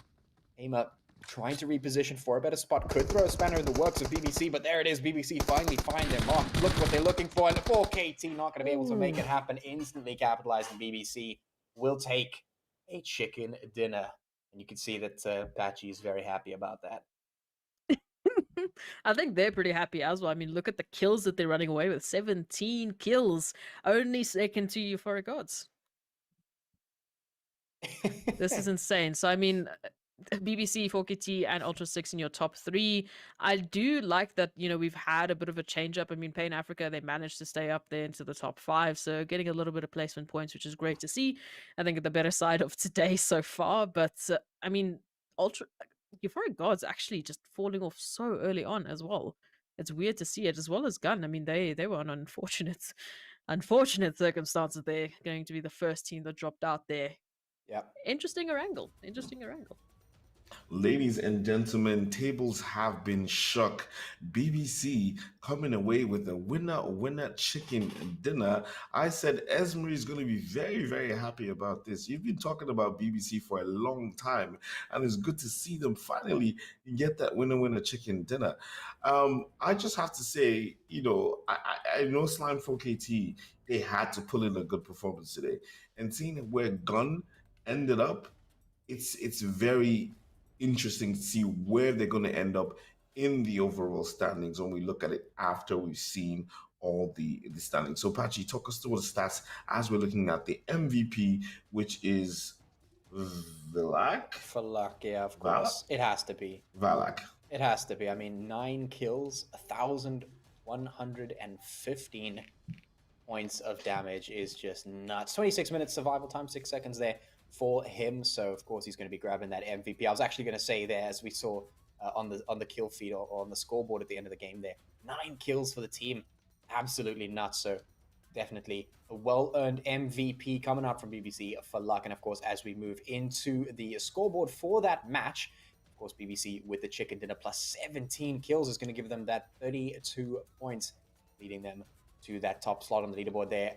Right now, 4KT also going to be taking a second spot. So they've picked up 21 points in total for the performance in that game. Erangel.CAT taking 13 points in 3rd position. Ultra 6 with 10 in 4th place there for Pain Africa. We've got 9 points, as well as Aphelion Apex 9 points in 5 and 6. Sincerity Esports picking up 8, as well as Undisputed AE picking up 8 points in 7th and 8th position there to round out the first page of that scoreboard for the match. Of course, moving on to page number 2, it's NFxUNIQUE taking 9th spot with 3 points, Euphoric Gods with 2 in 10, Zero Tolerance, Influence Rage Africa, G3 Temper, and the Young Thundercats coming in with 1 point apiece in 11, 12, 13, and 14 respectively, with Gamers Unite Nations and Immortalz coming away with no points in 15 and 16. Definitely a bit of an upset for Gamers Unite Nations, but certainly a well-deserved victory for BBC, who have put up a very interesting performance in that game, a very interesting fight in their playstyle. Coming to the forefront once again, and there is the overall leaderboard looking absolutely nuts. 4KT, 131 points, sitting in number 1 at the end of day number 2. Amy's Unite Nations very close behind with 112 points in second place. Influence Rage Africa in position number 3 with 102 points. Undisputed AE, of course, with the good consistency that they showed earlier on yesterday and some points today, putting them in 4th position with 77. Euphoric Gods with 74 points in 5th. NFxUNIQUE with 64 in 6th. We've got G3 Temper sitting down in 7th place with 63 points, very close behind them. Zero Tolerance Skills with 54 in 8th spot. And of course, that rounds out the first page of the overall standings for day number 2, after day number 2 at least. Ultra 6 coming in at 9th spot with 54, followed closely by BBC with 51 points in 10th place. Billion Apex with 45 in 11th, and Sincerity with 44 in 12. We've got Lag Esports in 13th position with 33 points, and Pain Africa with 26 points in 14. Young Thundercats with 11 in 15, and of course the Immortalz with 0 in 16th position. So man, oh man, we are seeing some serious domination from some of these teams. Of course, Look at the kill leaders, man. Yeah, absolute insanity coming out here. We have passed the 3.6k damage mark, 23 kills for Pounds, but it's 4KT moving up a couple of slots here. Andrew picking up 20 kills, 2,265 points of damage. Ama with 18 kills, 3,755 points of damage. And then, of course, Plaza with 2,775 points of damage and 18 kills to round out your 4 kill leaders so far. And of course, it has to be Gun and 4KT. I mean, they have just been absolutely performing yesterday and today, so it is no surprise that they are still topping the leaderboards at the moment. Yes, and super excited to see what the leaderboard is looking like, because it only sets up the great stage for the final 4 maps, which is going to be happening tomorrow at the same time. So you definitely don't want to miss it. Now, at this point in time, we're not going to talk too much. I'm going to say very big thank you to Esmery and Patchy for being here and talking you through all the action. And everybody, just remind you that you need to follow Nordwind Gaming Africa on all our socials. And also you make sure that you go check out the website right after this, nordwindgaming.africa, for all the latest news and information when it comes to esports on the African continent. Ladies and gentlemen, my name is Dr. Sid, and I will see you tomorrow for Champions Day. Have a good night.